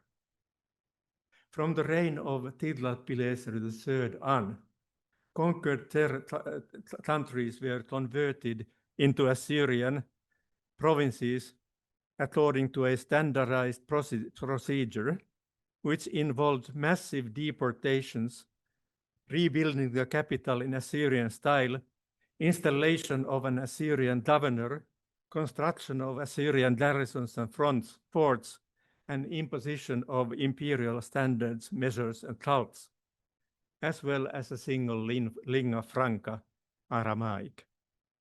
Under Tiglath-Pileser,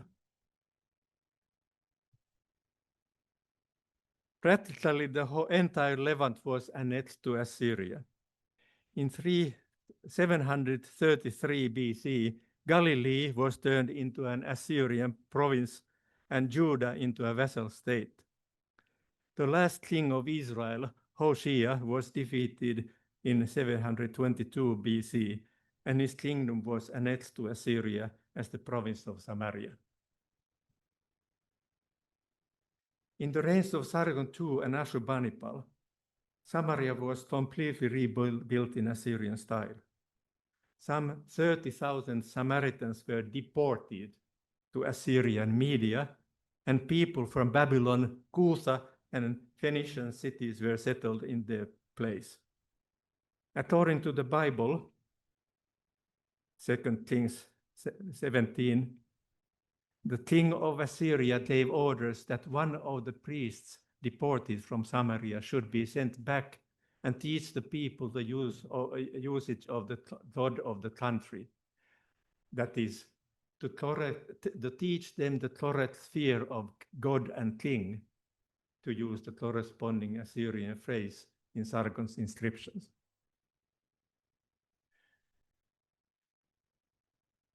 The Neo-Assyrian Empire collapsed in 609 BC, but its administrative, religious, and demographic structures remained virtually intact until the 2nd century AD and even beyond.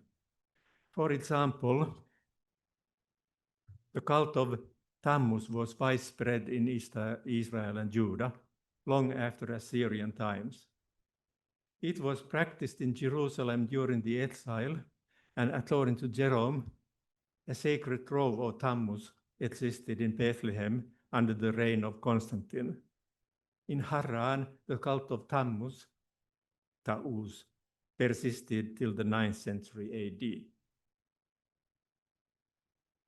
The Babylonians and Medes who conquered Assyria, and even the Achaemenid Persians, had internalized the Assyrian culture with its values and methods, so everything continued more or less as before under their rule. Aramaic remained the lingua franca of the empire. Assyrian gods were worshipped all over the Near East until the 3rd century AD. Governors with Assyrian, Babylonian, and Aramean names ruled Phoenician and Syriac provinces, and uniform script was used in Mesopotamia at least until AD 75. The latest surviving cuneiform copies of the Epic of Gilgamesh date from 130 BC. However, the expansion of the Roman Empire to the east upset the political situation in the Near East and rekindled in many polities annexed to Assyria hopes of regaining their lost independence. The Seleucid Empire, created by the successors of Alexander the Great, which continued the imperial traditions of ancient Assyria, had collapsed in 64 BC, and its remnants, which also included Judea, had been annexed to Rome as a province named Syria.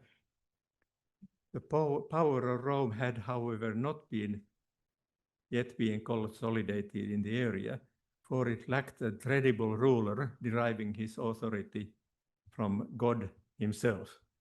Even though Augustus had in 27 BC changed Rome into an autocratic monarchy, his status was yet to be established in the East. Many people considered the Roman rule illegitimate and looked forward to a local king appointed by God to drive the Romans out of the country and create a better world. On the 22nd of Tishri, or October 7 BC, a spectacular and highly ominous celestial event occurred in the Near East. The planets Jupiter and Saturn met in conjunction when they were in opposition to the sun and were shining at their brightest. The two planets were visible through the whole night, setting in the west, and presented the spectator with a brilliant and suggestive sight. Jupiter, the star of the supreme god of Babylon, shone twice as bright as Sirius, directly above Saturn, the star of the king, which was equated with the celestial savior, Nabu.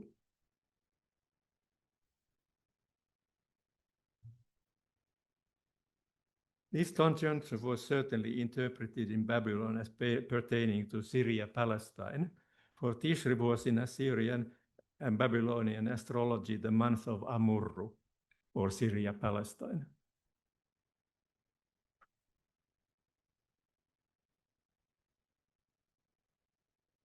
A similar conjunction of the two planets had already occurred earlier on May 27th of the same year, and would recur again on the 1st of December.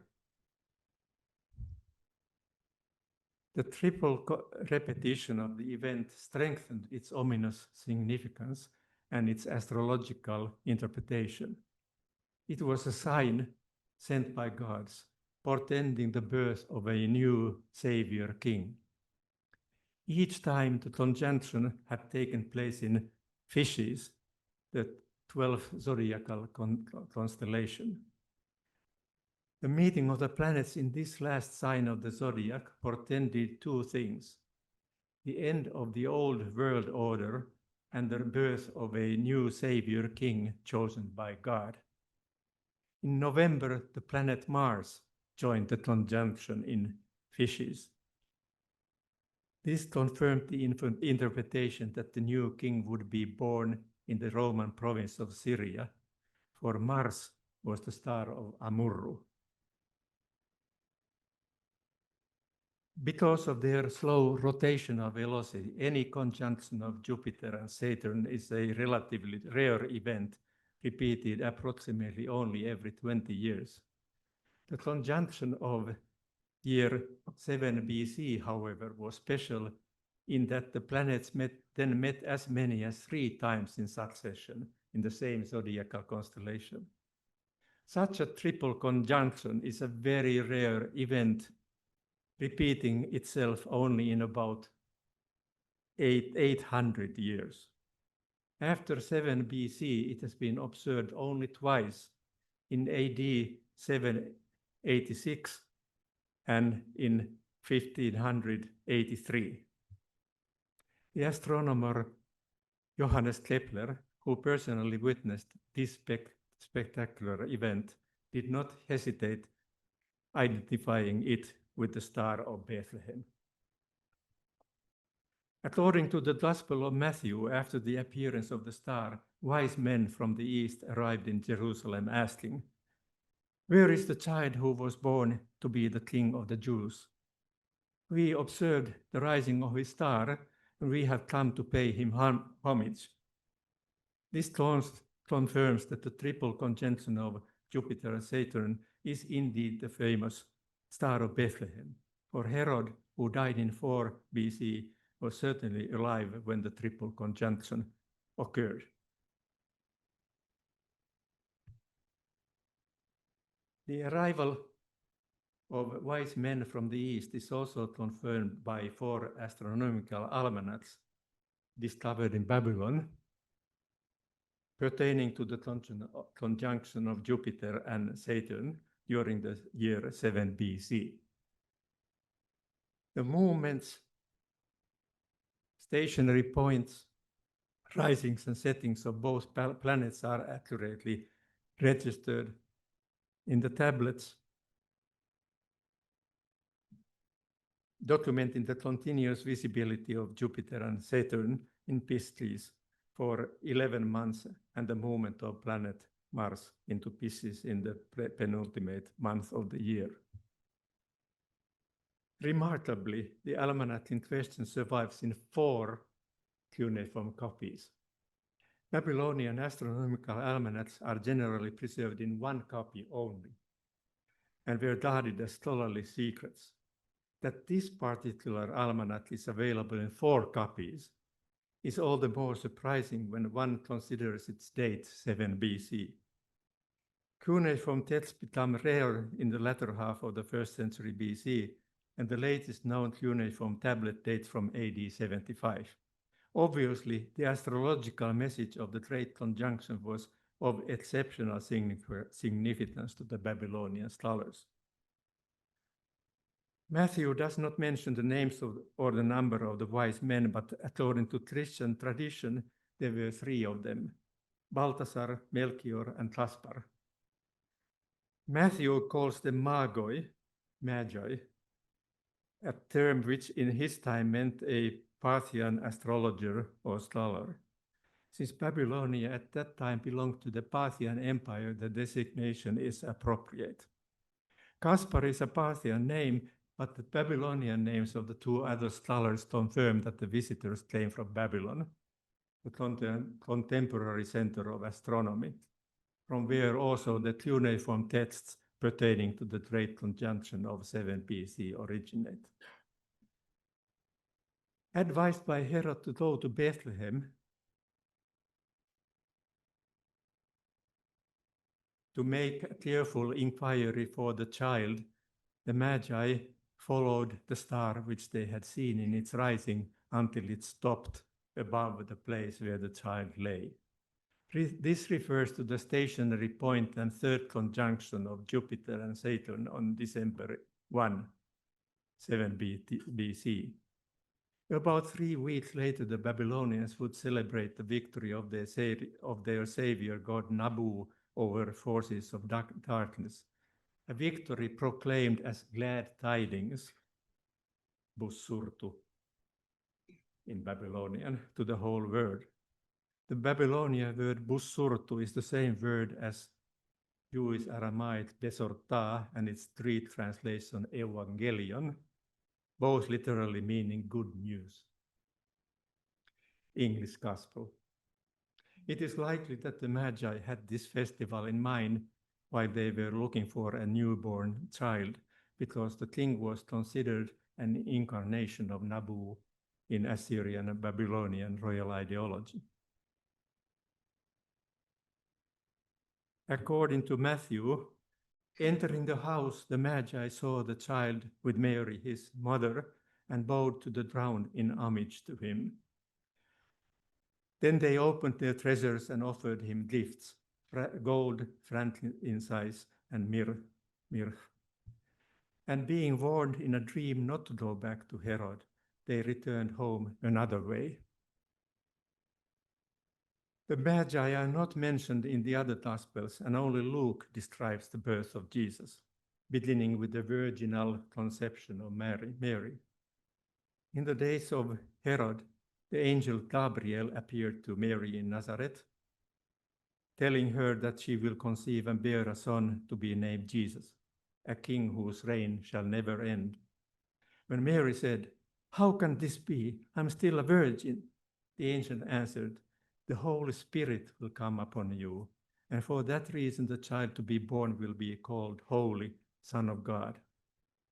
Later on in Bethlehem, Mary gave birth to a son, her firstborn, wrapped him in swaddling clothes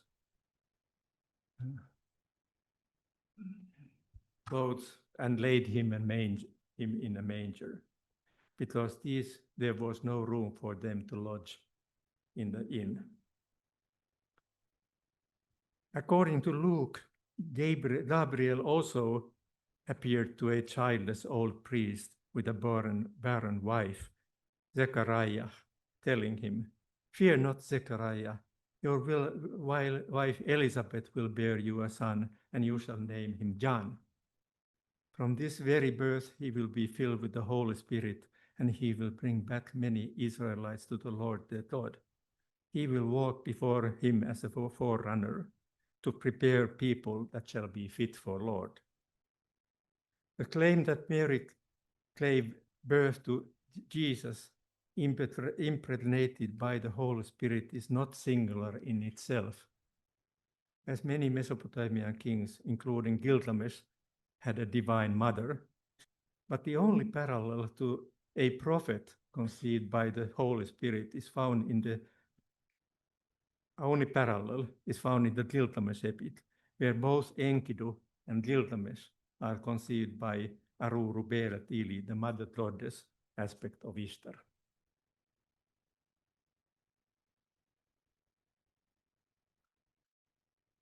This is not by no means the only link connecting Enkidu and John the Baptist. Enkidu was a trailblazer paving the way for Gilgamesh. He knew the path to the cedar forest and would protect his friend on the road. John would prepare a way for the Lord and clear a straight path for him. Enkidu and John were both prophets. In Assyrian Raggimu, prophet literally means shouter. John was a voice shouting in the wilderness. John appeared as a preacher in the Judean wilderness. Enkidu was created in the wilderness. John was dressed in a rough coat of camel's hair with a leather belt round his waist, and he fed on locusts and wild honey. Enkidu's entire body was covered with hair. He was dressed like the cattle god Chak, and he fed on grass. Enkidu was a servant of Gilgamesh, while John recognized Jesus as mightier than himself and the predicted Messiah. These resemblances are too many and detailed to be accidental. They can be explained only assuming that the writers of the four Gospels had access to the Epic of Gilgamesh and had internalized its esoteric contents, thus knowing the secret way of salvation of the cult of Ishtar. As we have seen, Assyrian gods were worshipped in the entire Near East until the 3rd century AD, and cuneiform texts continued to be written and read until at least AD 75. Moreover, Samaria and Galilee were under the Assyrian rule, systematically educated in Assyrian religion. Two places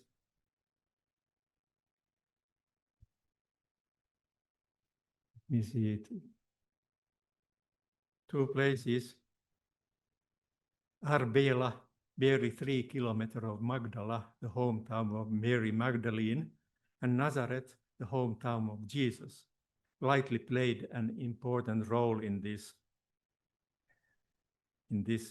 education process.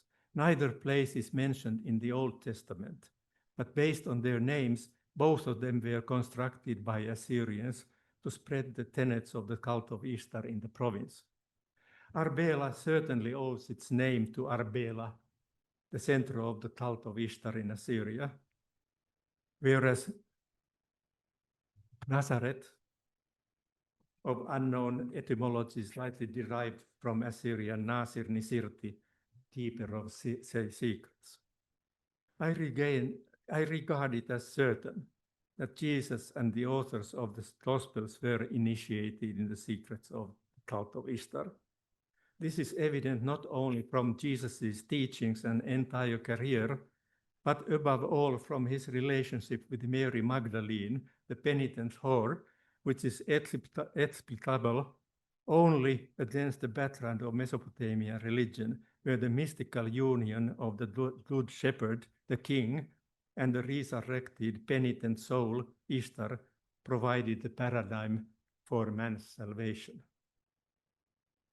An important Gnostic teacher and near contemporary of Jesus also appeared in public with a penitent whore. This was Simon Magus from Samaria.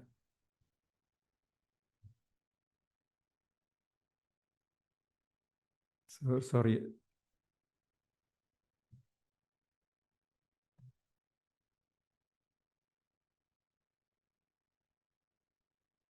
Yes. This was Simon Magus from Samaria, who had as his permanent companion a woman named Helen, a lost sheep, whom he had redeemed from prostitution. Although the church father Irenaeus condemned Simon as heretic, his accusations made it clear that the teachings of Simon were fundamentally the same as those of Jesus, and perfectly in accord with the central tenets of early Christianity and Assyrian religion. The descent humiliation and deliverance of Helen imitates the Assyrian myth of Ishtar's descent and resurrection, which was rephrased and explicated in the Gnostic treatise Exegesis of the Soul.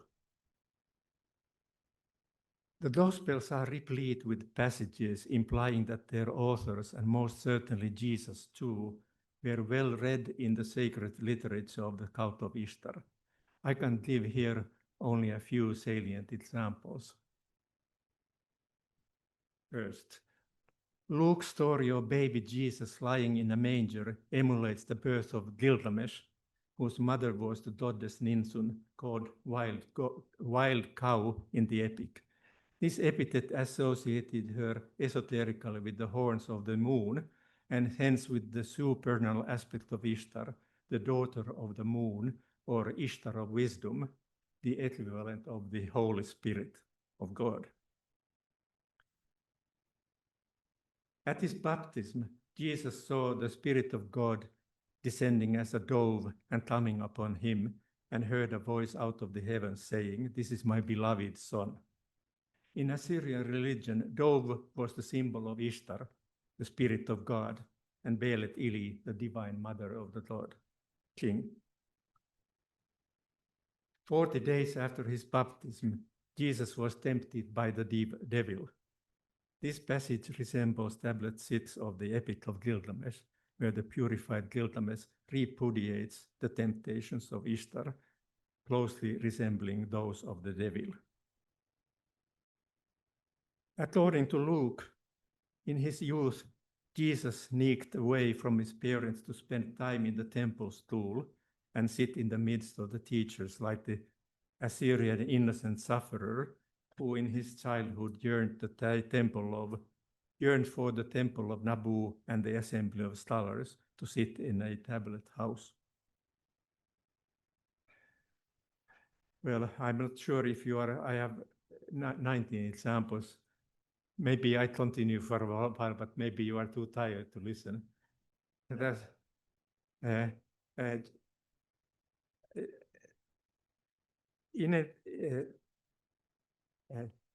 I skip some, but I'll read. Jesus cured cripples, healed the sick, cast out demons, and revived Lazarus. In these two, he emulated Ninurta, who was a great physician and exorcist, healer of the country, and reviver of the dead. So Ninurta is a son of Ashur, the main god. Jesus calmed the storm wind in Lake Gennesaret there, like Adapa, son of Ea, the god of wisdom, who cut the wings of the south wind and was raised to heaven to become a model for both the mankind and the king. Jesus walked to his disciples through a stormy lake Gennesaret, strangely called sea in the Gospels. This is an esoteric allusion to the Babylonian epic of creation, where Marduk, the divine king, vanquishes Tiamat, the raging sea. In reality, of course, Lake Gennesaret is not a sea, although it is called sea throughout the Gospels. Jesus called his celestial home the kingdom of heaven, a phrase that is not found in the Old Testament, but was used by the Assyrian prophets. The words of Jesus concerning the good tree and the corrupt tree are to be understood in the light of the Assyrian tree of life discussed above. At the end of his public activity, Jesus entered Jerusalem amid a jubilant crowd, riding upon an ass. In this he emulated Ninurta, who after his victory over evil Anzu returned to his celestial home in triumph. According to Matthew, riding on ass signified meekness, but for adepts of the cult of Ishtar, it was rather a covert symbol of victory over evil, knowing that Anzu was homophonous with the Assyrian word for ass.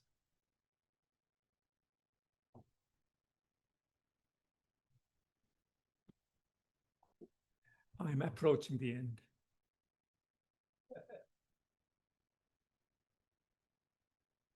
In Jerusalem, Jesus prepared himself for his ultimate and hardest task, atoning for the sins of Israel. He would die as a substitute for the sins of Israel, like the shepherd god Tammuz, who died as a substitute for the resurrected, repenting Ishtar.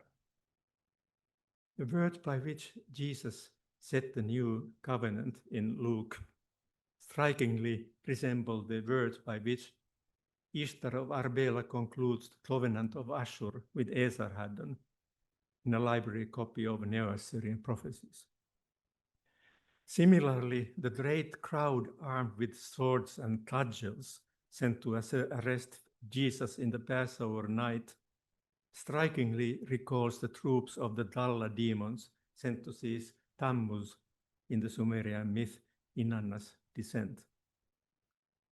The betrayal of Jesus by Jude likewise has a parallel in the betrayal of Tammuz by his friend in the Sumerian myth Dumuz's dream. The attempts of Pontius Pilatus to let Jesus free resemble the vain attempts of Utu, son, the divine judge, to help Tammuz to flee in Anna's descent. The role of the three Marys during and after the crucifixion recalled the weeping of Tammuz's wife, mother, and sister at his death. At the end of his torture on the cross, Jesus cries, my God, why have you forsaken me?" These last words of Jesus recall the Mesopotamian righteous sufferer's prayer, which ends, "I have reached the gate of death. O Nabu, why have you forsaken me?" The poem of the righteous sufferer was one of the central texts of the cult of Ishtar and was certainly known to all adepts of the cult.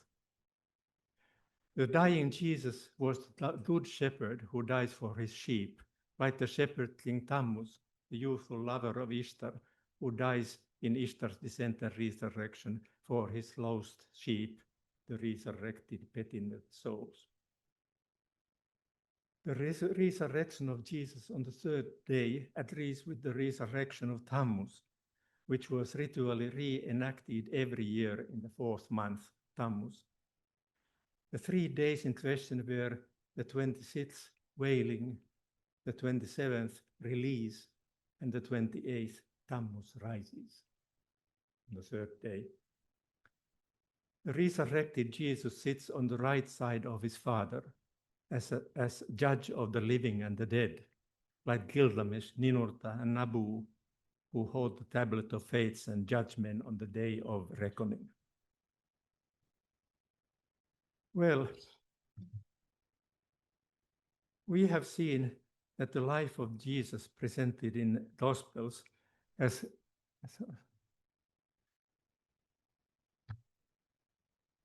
numerous features in common with Assyrian religion, myths, and royal ideology. This explains many details in his comportment and teachings and shows that he had many possible role models for a savior king. 4 of these, Gilgamesh, Ninurta, Nabu, and Marduk, were youthful heroes who fought against terrible monsters and returned home triumphantly, having accomplished their mission. But what was the mission of Jesus and how did he understood it? No doubt many of Jesus's contemporaries, such as Cleopas in the Gospel of Luke, hoped and expected that Jesus would rebuild the kingdom of Israel and re-establish its former glory, as proclaimed by ancient prophets. In Galilee, numerous zealots were ready to take up arms and drive the Romans out of the country. Simon the Zealot, a disciple of Jesus, may have been one of them. A saying of Jesus recorded by Matthew seems to indicate that he too may initially have understood his mission in terms of and armed rebellion. Think not that I came to bring peace on the earth. I did not come to bring peace, but a sword. However that may have been, he soon rejected the idea. For the content of the Gospels is like that of the Epic of Gilgamesh and the holy books of the cult of Ishtar, throughout spiritual. And although he reproached sinners and bitterly attacked his adversaries for hypocrisy, calling them offspring of vipers, his demeanor was otherwise gentle, compassionate, and merciful, like that of Gilgamesh. In his Sermon on the Mount, he praised peacemakers and their likes, the poor in spirit, the meek, the merciful, and the pure in heart. Already before his final return to Jerusalem, it had become clear to Jesus that he was to die there.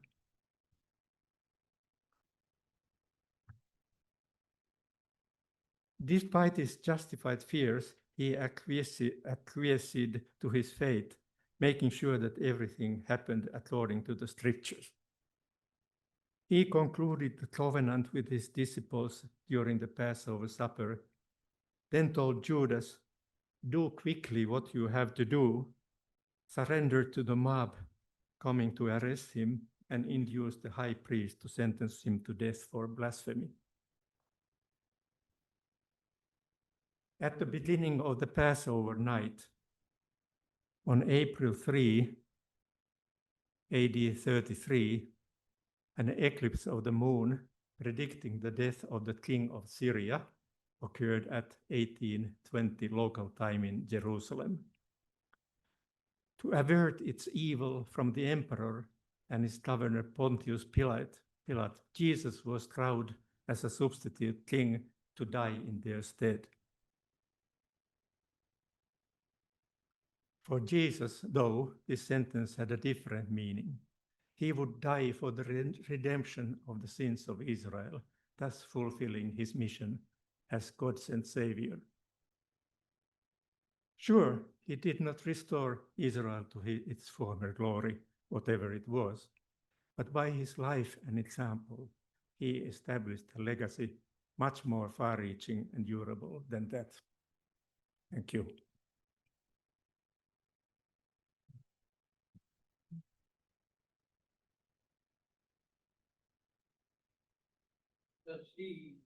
Come and sit down.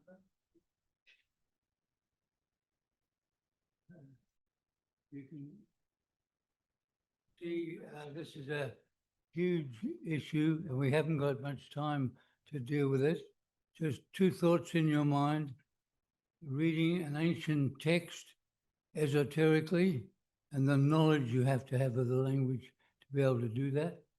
And then to look at the long-term influence of this text right down to the time of the birth of Christianity and Gnosticism. Very important discussion about the permeation in an Aramaic-speaking world of these Mesopotamian thoughts towards the West, where the events of the New Testament occurred. So it's got a lot to think about here. The conference will bring more of these things up. I hand over to Louise to take just a few questions.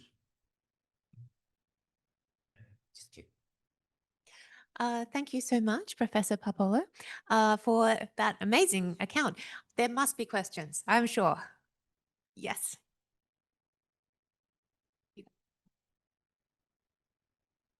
Thank you, Professor Simo. I started reading your article 30 years ago, and unfortunately your books, and I couldn't read because it's so academic and specialized. But I felt through your articles, you are more Assyrian than Assyrian themselves. Especially when in some articles you called Assyrians to be proud of their history. They are descendant or grandsons of a great civilization. I just want to ask you what's your message, what you say for the young Assyrian generation to preserve and revive their national identity, their history, their culture, their heritage, their language. Thank you. Well, thank you for calling me an Assyrian and saying it better. I appreciate it. Great. What I would say is that you continue the way you have, the way which you have followed so far. Let's say you have escaped from your home countries out of necessity, and you have had to go into exile all over the world. But you have maintained your identity, being proud of your origins.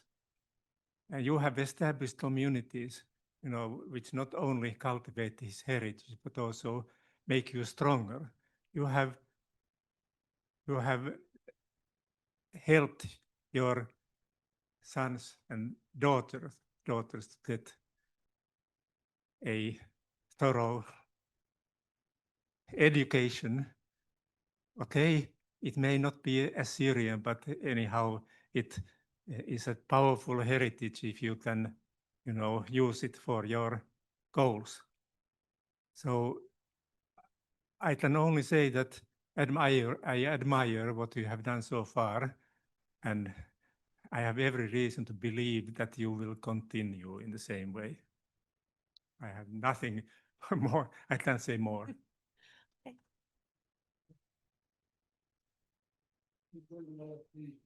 Very important. We're going to come back over other days to talk about these matters.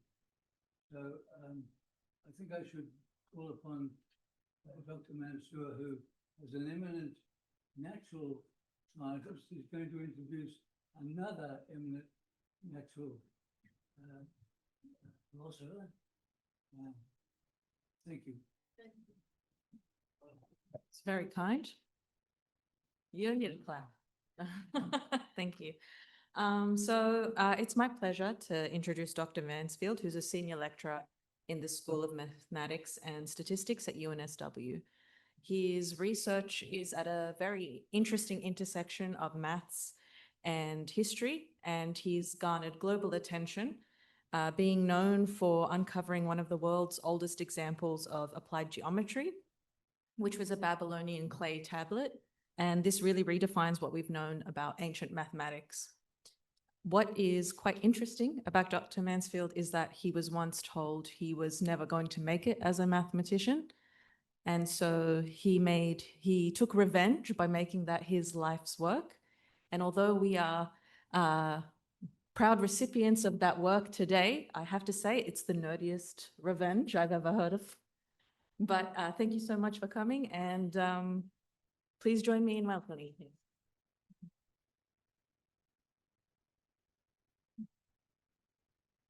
Start by saying I'm not entirely motivated by revenge. Where these things happen. Yeah, too much stuff. Good. This is going to be a little bit different. I know some of you may have some anxiety about maths, so you know, the test is until the end.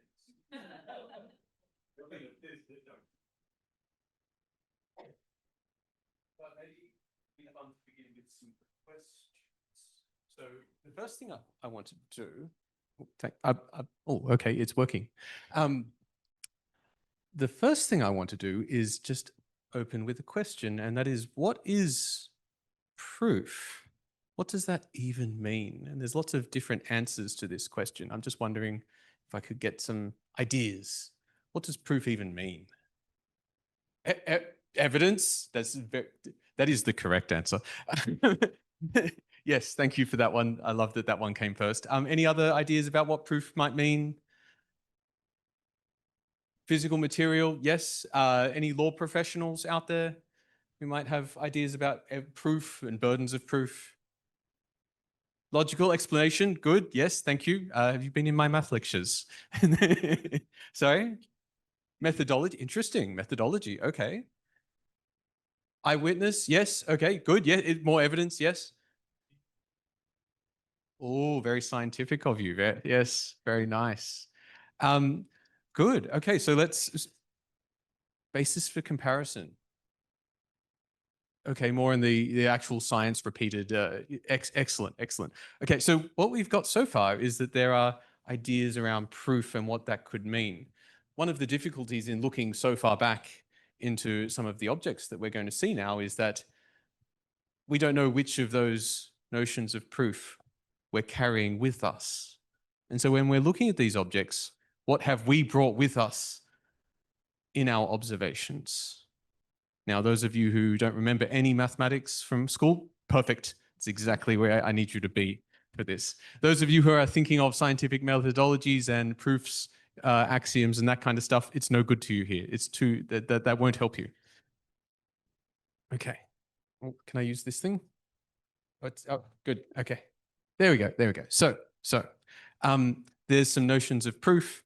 The first one that we've got here is the mathematical notion of proof, where you start from agreed assumptions. So some of you might have heard of Euclid's axioms, Euclid's elements. There's an idea of proof.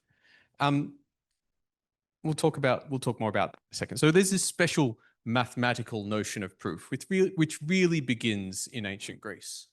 We have another notion of proof, and I like that it's the first one that came up here, which is empirical proof, a proof which is based on evidence. You are deducing things from observations that you have made. You have other notions of proof, maybe notions of proof like in civil and criminal law, where you've got a balance of probabilities notion of proof or beyond reasonable doubt notion of proof. There are others, but really we're going to focus on the distinction between the first two.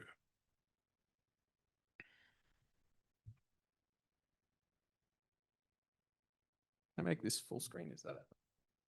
Oh, look at that. Okay. This is the only really mathematical bit, but I thought I'd open with this one. I might remind you what a prime number is. You would have heard of prime numbers before. Yes, prime numbers. They're the numbers that can't be broken down into factors. So you might have 2, 3, 5, and 7. They're your prime numbers, meaning that you can't take something like 3 and divide it into parts. A number like 4 or 6, yes, you can. You can break 4 into parts. You can break 6 into parts. Some numbers are prime. Some numbers are not prime. And that's all you need to know in order to understand one of the greatest unsolved problems in mathematics, which is the Goldbach conjecture. That is from 1792, and it's one of the best known unsolved problems in number theory. It says that if you take an even number, you can express it as the sum of 2 primes. Okay, what does that mean? Well, it means like a number like 4. You can express that as the sum of 2 primes. In that case, 2 and 2. 6, you can express 6 as the sum of 2 primes. 8, sum of 2 primes. 10, 7 plus 3, 12. 7 plus 5, 14. Anyone? 7 plus 7, very nice. You pass. Congratulations. Yes, good. So you can understand primes. You can understand what's going on here. There seems to be a pattern. There seems to be something that we can grasp. But is it proven? Does that look true? Kind of looks true. Is it proven? Well, that really comes down to what do we mean by proof? The Goldbach conjecture has been verified up to, I had to look this one up, quintillion, 4 quintillion. That means there's 18 zeros there. That's a lot of evidence confirming that the Goldbach conjecture seems to be true. We tested it up to some enormous, huge number of values.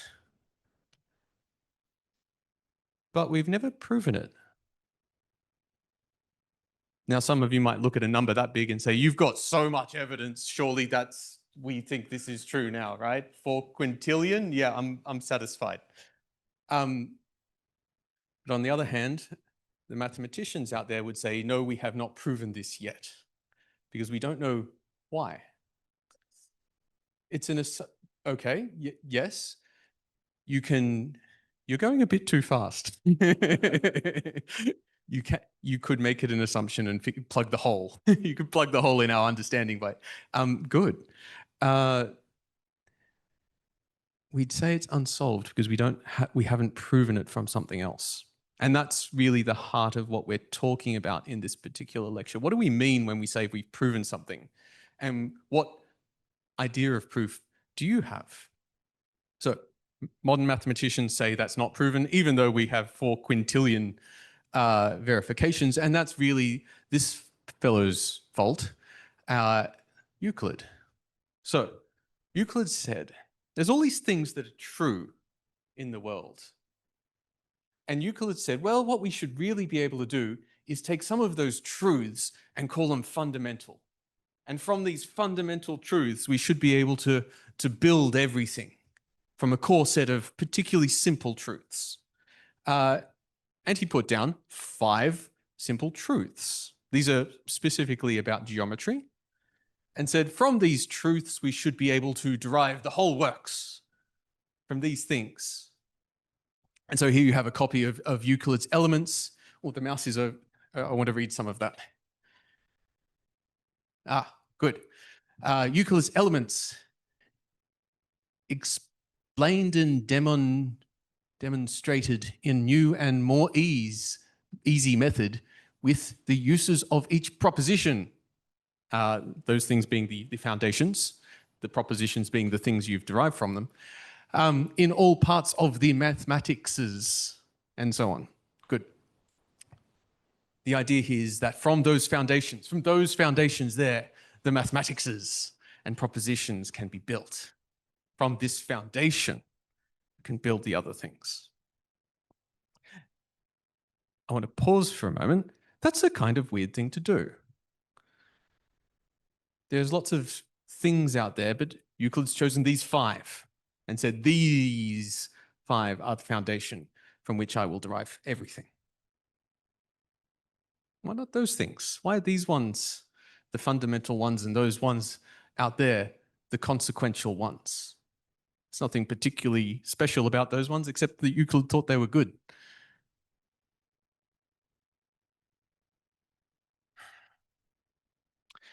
Regardless, from Euclid's 5 chosen axioms, he's able to derive a whole lot of things, such as this one. Some of you might recognize this. It's a whole bunch of Greek. That's what mathematics usually looks like to people. It's just all Greek. This is a proof of Pythagoras' theorem, but I'm showing it to you because it's a proof of Pythagoras' theorem. It's a proof coming from this very special, specific place that Euclid said, here is my starting point. I have these foundations, and from them I will build lots of things, like the 40, I think this is 47, the 47th proposition, which is Pythagoras' theorem. And the reason why I opened up with that question at the start is that this is one way to do it. This is not the only way to do it. You can approach it different ways if you have a different notion of what it means to be true. This is Euclid's notion of what it means to be true. It's not the only notion. This is part of the trouble, by the way, when you're reading these texts. You tend to bring with you things that you have learnt along the way. When you're reading mathematical texts in particular, we bring with us our culture of mathematics, our notions of what it means to be true. And in this particular case, it's not very useful, and in fact might even lead us astray. So, a modern mathematics, when people talk about mathematics, it's an abstract science. There's your propositions like Euclid, and then things built up from that. This is not so in Mesopotamia. In Mesopotamia, mathematics is different. It's much more like an empirical science. It's much more like the physical sciences like chemistry and physics, which are based upon evidence. Thank you again for saying that first. Mathematics as an empirical science, which is different. So if we put on our different goggles and we start reading these texts as if they were empirically written by people who were empirically scientists, then we start to see different things. So they're going to see Pythagoras' theorem and they're going to know that it's true, not because they saw that bunch of Greek, but because they've seen evidence of it. What kind of evidence might they see? Here's a tablet from the Shoyun collection. This is a mathematical collection of exercises all about Pythagoras' theorem, but I just want to talk about one example of it. This is question number 3D, where they use a parameter, 1 1/3, to build a Pythagorean triple. Now, this is what it says. I won't read it to you because we're going to take this out line by line and just try and understand what's happening here. Has anyone built IKEA furniture before? Yes, yes, yes, yes. That is happening here. This is your Pythagoras. I got looked up Swedish for rectangle. This is the Pythagoras theorem, but as IKEA instructions. You are building a rectangle here, and that's what the instructions tell us how to do. You take your ingredient, which is a parameter, 1 1/3, and the first step, build a rectangle. Your rectangle has one side which is 1 1/3, the other side which is the reciprocal of 1 1/3. They are, by the way, they don't have fractions. I'm just translating everything into fractions so we can all make some progress with this without me explaining. It's just easier if we do fractions. You take 1 1/3, you take the other side to be the reciprocal of that. So your area is 1. You have a clump. I like to think that they've actually got a clump of clay in front of them when they're doing this. And it's a very physical thing. When they're building this rectangle, they actually have the rectangle in front of them. You start with your rectangle, and then, okay, what happens next? You start manipulating your rectangle. You start chopping it up. So the instructions say add the 2 sides and then average them. That gives you this. What you've done is you've made your rectangle into a square. That's that bit. And then 2 slices, the excess. They call it the excess, which they have broken in half. So you've got your square and you've got two extra bits, 2 extra slices. 2 wings is what I've called it there. So far, so good. And then you take one of those wings and you plonk it up there. And you make your rectangle into, well, it's almost a square, except you've got that gap, which I've colored in. I don't know if you can see that in a different color. You've got that gap, and you can deduce what the size of that gap is. That's 49/576. Sorry about the fractions here. Has anyone heard of completing the square before or remember that from school? You remember completing the square? This is completing the square. This is literally, they are filling in the gap that would have been in that top little corner there, plonking something in there in order to fill the square and thereby complete the square. And then once they've built once they've built that, they know what the size of that little square is, and then something special happens. You have the size of the big square minus the area of your rectangle, which to them is also a square. We won't get into that just yet. Big square minus original rectangle is small square. Anyone know where this is going? Yeah, Pythagoras. It's the Pythagorean relation. Okay, yes, Pythagoras isn't born yet. We still call it the Pythagoras' theorem, and I'll keep doing that, even though the name's stuck. We're not going to do anything about that. The name's stuck. So far, they have constructed squares. They've constructed squares that satisfy the Pythagorean relation, and then the conclusion of this is that little bit is the width of the rectangle. This is out of nowhere. They just built squares. And then the conclusion, these squares form a rectangle. The sides and diagonal of a rectangle or sides and hypotenuse of a right triangle. This is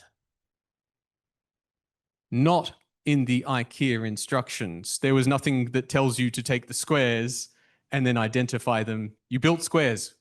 Okay, that was fine. Everything was fine. And then right at the end, you say rectangle, or sides of a rectangle, sides and diagonal of a rectangle. Sorry, I keep saying rectangle. Right triangle is what we would imagine it as, but then they thought of them as rectangles. Rectangles are more useful. We'll get in, that's the second lecture. What's happening here? What's happening here is this is a student and they know how to build this relation and they are repeating the mantra. They know what the theorem said should be. They know it should correspond to the sides of a right triangle, or rectangle. And they're going through the motions of saying, right, I square that, I know that I need this relation with the squares of the sides and they correspond to a triangle. I'm just going to do loads of exercises. This one has 5 exercises on just doing different variations, starting with a different parameter. You are building your pool of evidence that says this is how we're doing it, and you're repeating it just so you make sure that it sticks in your brain. Now,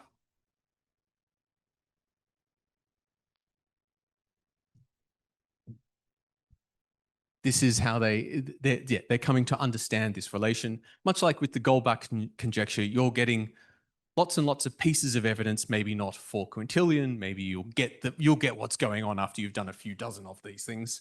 You know it's true because you've seen evidence that tells you it's true. So when we're looking at these things, sometimes people say, oh, wouldn't it be amazing if they had a proof of Pythagoras' theorem? And really, that's the wrong question to ask, because the proof is the evidence, the existence of lots and lots of triples satisfying this relation. For most people, that's enough. You get to see a whole bunch of examples. Okay, I get the deal now. Square of the sides is the square of the hypotenuse. Sum of the square of the sides is the square of the hypotenuse. That's enough. So the interesting question is not how did they prove it? The interesting question is, how would you know that in the first place? Where would you get that from? Most people are just learning it and reciting it, and it's almost a mantra to them to get them to know what the form is. But who came up with that in the first instance? That's a strange one.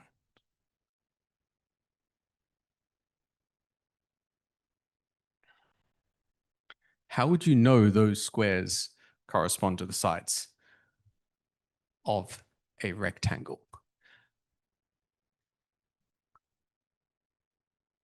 And we're lucky enough to have a little bit of evidence on that. This is TMS1. There's a story behind TMS1. Back in 1933, archaeologists in Susa, was it Susa? Susa, were coming along and they found a school. They knew it was a school because there were lots and lots of school tablets there. And it was adjacent to a temple, which is the right spot to have a scribal school. And they dug up this massive foundation stone, which was like 30 meters across, 30 by 15 meters, huge foundation stone. And under the foundation stone, they found the teacher's stash of tablets. They deduced it was a teacher's stash because it was the tablets that were there were much more advanced than the ones they'd found above the school. So what's happened here was, for some reason, the teacher has decided to put their collection of textbooks, essentially, and teaching material underneath the foundation of the school. And then thousands of years later, some people came along and dug it up. So what do I want to say about this one? Well, there's something going on here. You've got one of these, yes. How many triangles do you see? Two, good, yes. There's a big one there. And there's a thin one in there. And the whole thing is reflected above. Yes, good, lots of triangles, more. There's more, yes? There's something going on at the edge up there. There's a circle. It's drawn inside a square. There's mathematically And there's writing there as well. Yes. Yeah. You're really good at this. That is very unusual. And normally when they're drawing geometric sketches, it's way out of scale. The only thing you can trust is that the right angles when they look are real.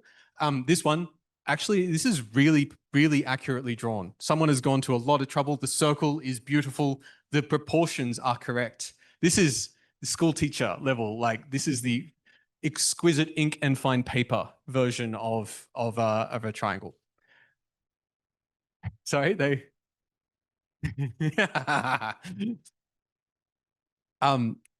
So there's things that jump out immediately. The mathematical thing that's unusual here is that it's actually really difficult to construct Pythagorean triples inside a Pythagorean triple. That's not easy. In fact, in their number system, there's only 3 configurations. There's an infinite number of Pythagorean triples. There are 3 that can be drawn in this way. So having this particular one is, having one of those is unusual. It's weird that they should be able to do such things. Now, normally when you're a teacher doing exercises like this, you construct your problems from a known solution. You know it's going to work out and you work backwards in order to construct your objects. So chances are what's happening here is that someone has known this configuration works and then drawn it out beautifully.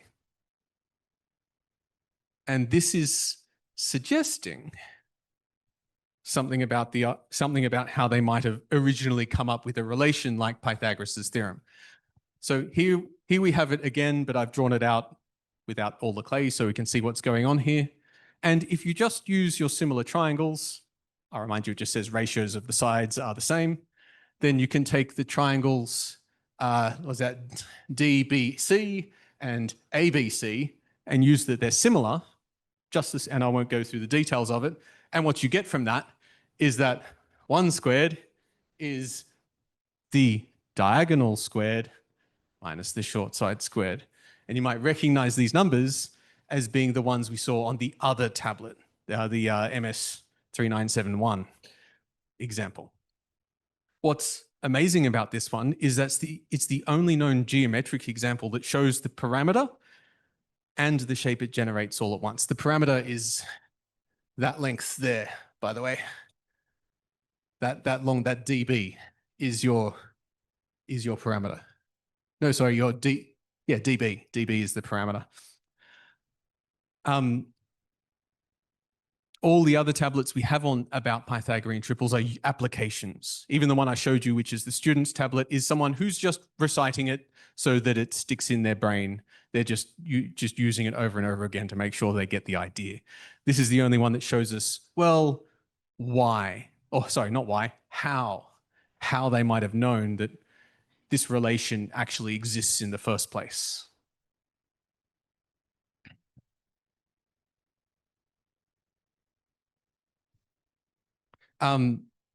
This is not a proof of Pythagoras' theorem. It certainly looks like one. If you look in a book of proofs of Pythagoras' theorem, you would see a picture like that.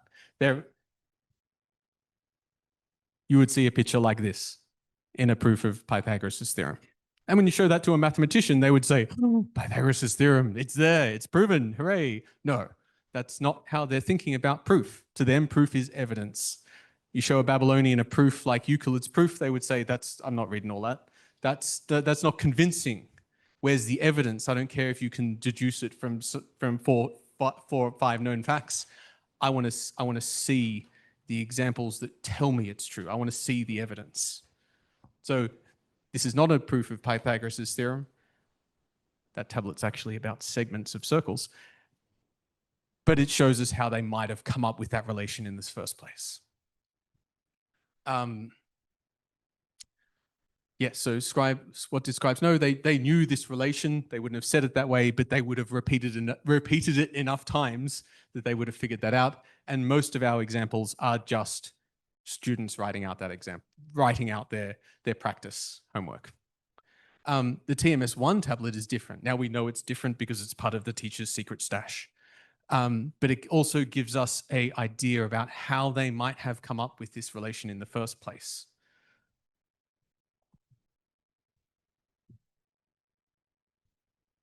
And some conclusions. Mathematics to them is not an abstract science like it is like the mathematics thanks to Euclid. It's not based on axioms. It's not based on any particular things which someone has said, this is the foundation and I'll work it up from that. It's based on things that people can see are true. I can see this is true and I can see that's true. And you have enough powers of deduction to produce other things from the things you have powers of deduction, but you never declare anything to be the foundation. You just have things that are true and things you can do because of they're true because they're obvious or you have evidence of it. And then you have other things which you deduce from those. It is, in a sense, restricted to the things you can see. There's only so many Pythagorean triples that they can construct. This is your pool of evidence. So in the mathematical texts, you can only build the Pythagorean triples, but their knowledge extends to other shapes. So you might even see other shapes like a square, which is not a Pythagorean triple. You know, you might remember that there's this square root of 2 number involved. Because of all their evidence, they know the Pythagorean relation applies to squares, even though they've never seen the square of 1 plus the square of 1. That's not a square. That's a irrational number. But they've seen, thanks to all the evidence they've seen, they know it applies to all shapes, not just the Pythagorean triples. And thanks to the TMS-1 tablet, we now have some idea about how this relation might have been established in the first place. Okay, and that's the that's the end of my talk. So I'm happy to take questions.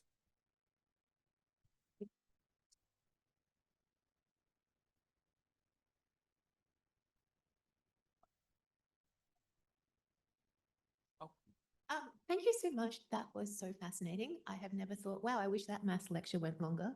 And it was so lovely to see so many people really engaged and understanding the maths. Do we have questions? Yeah, we sure do.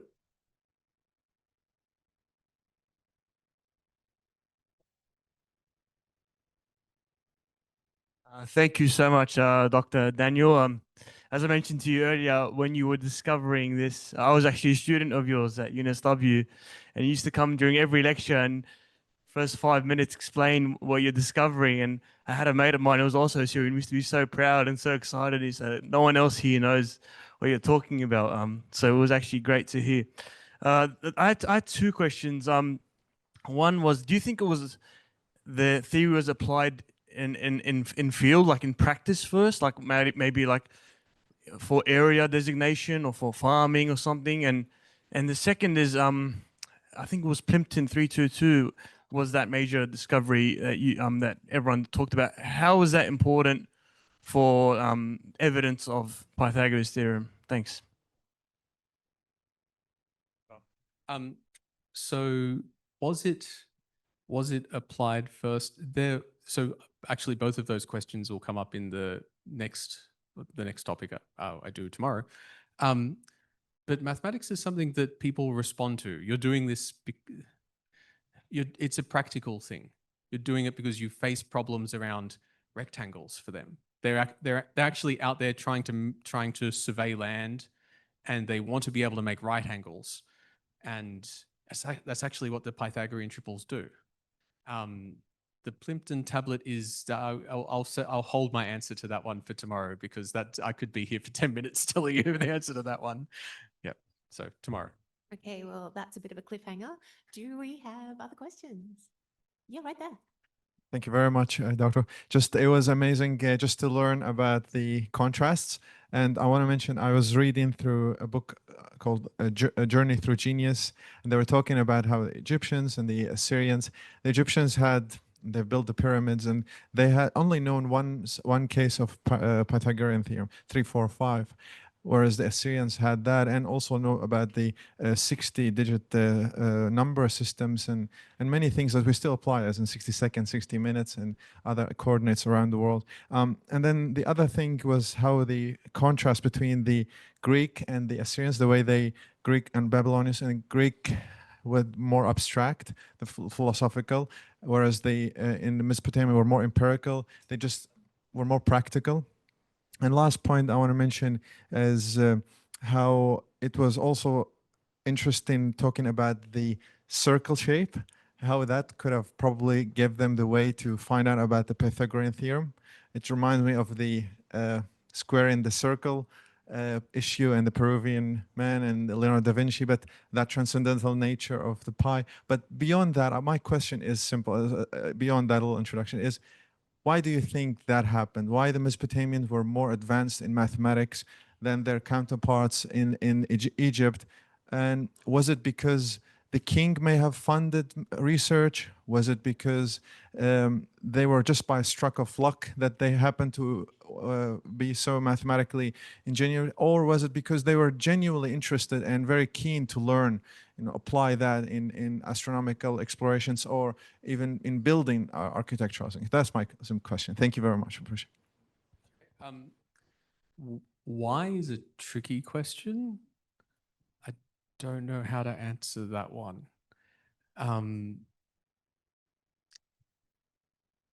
From the point of view of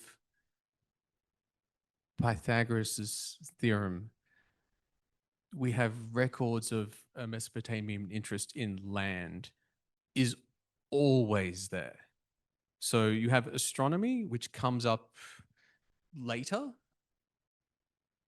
but always land. From the very earliest records, they are interested in land, measuring land. You've got tables of rectangles, which are just how to compute areas, and then plots of fields, which get more advanced as time goes on.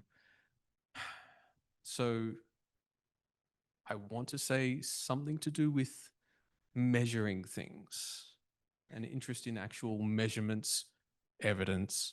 But I can't really offer much of an answer to that one. Why is so hard? Yeah.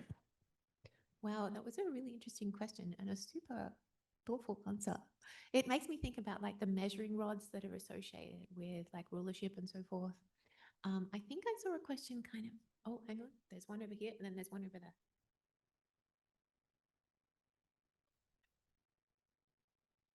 Thank you. Doctor, just one question.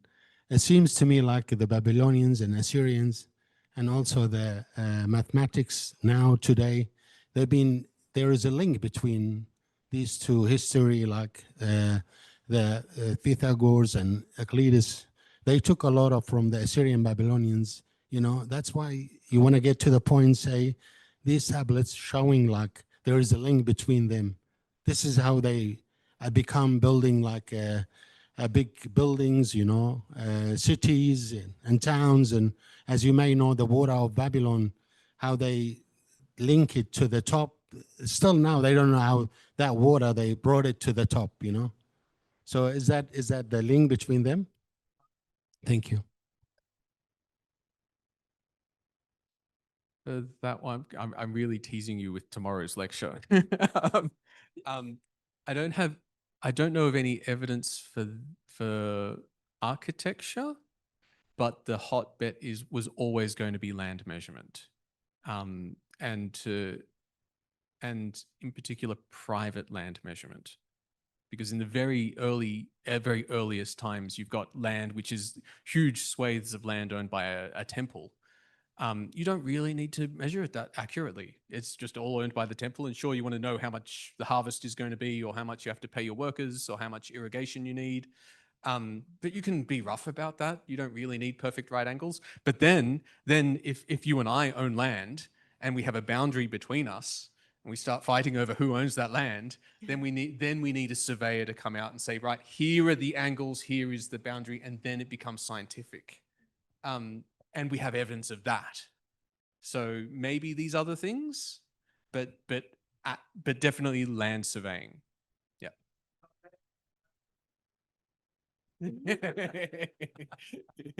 There's something universal about about disputes between neighbors and boundaries. We've got time for at least one more question, and I think there was one back here.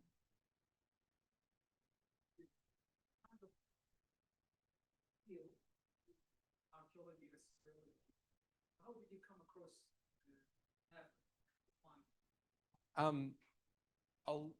I actually I came across it. I'll tell you a slightly different answer to a different question, which is how I came across the tablets to me in the first place. So how did I get into this?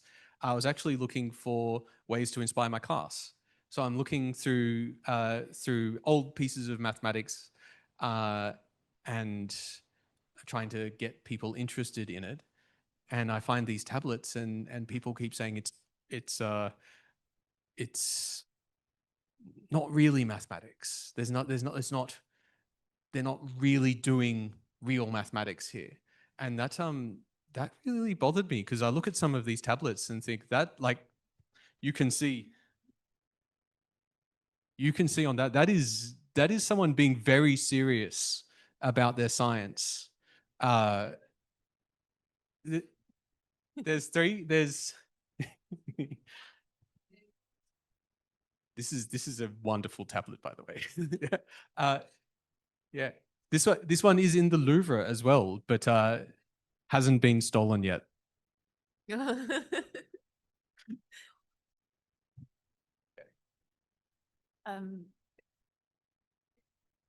more question. I'll hand over to you. Thank you so much.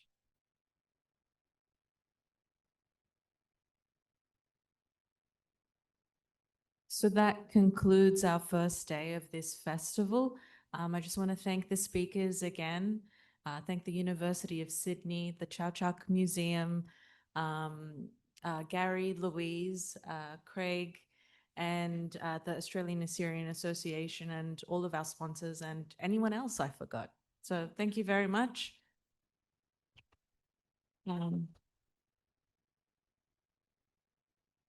The museum is closing quite soon, so if you could exit nicely, and the bus is out the front.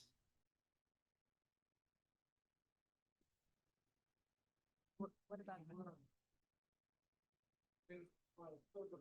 12 o'clock? Okay. They'll know.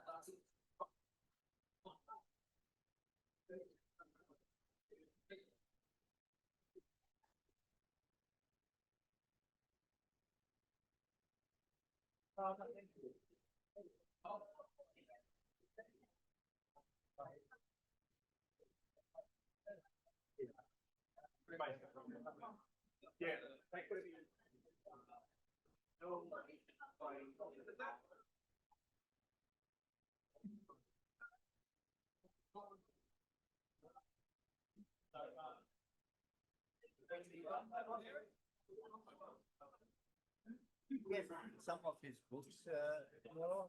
Why? I don't know. I don't think so. Yeah, I don't think so. And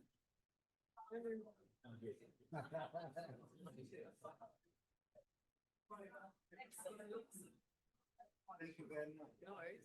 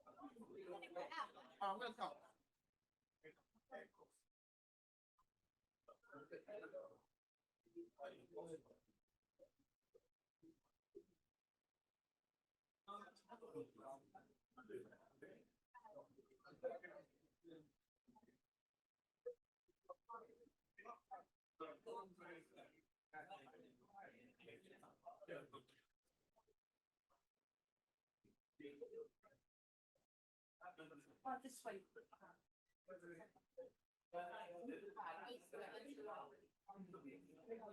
No, I'm okay. He only took one of me in the museum. Yeah. Who? It's okay. No, I'm fine.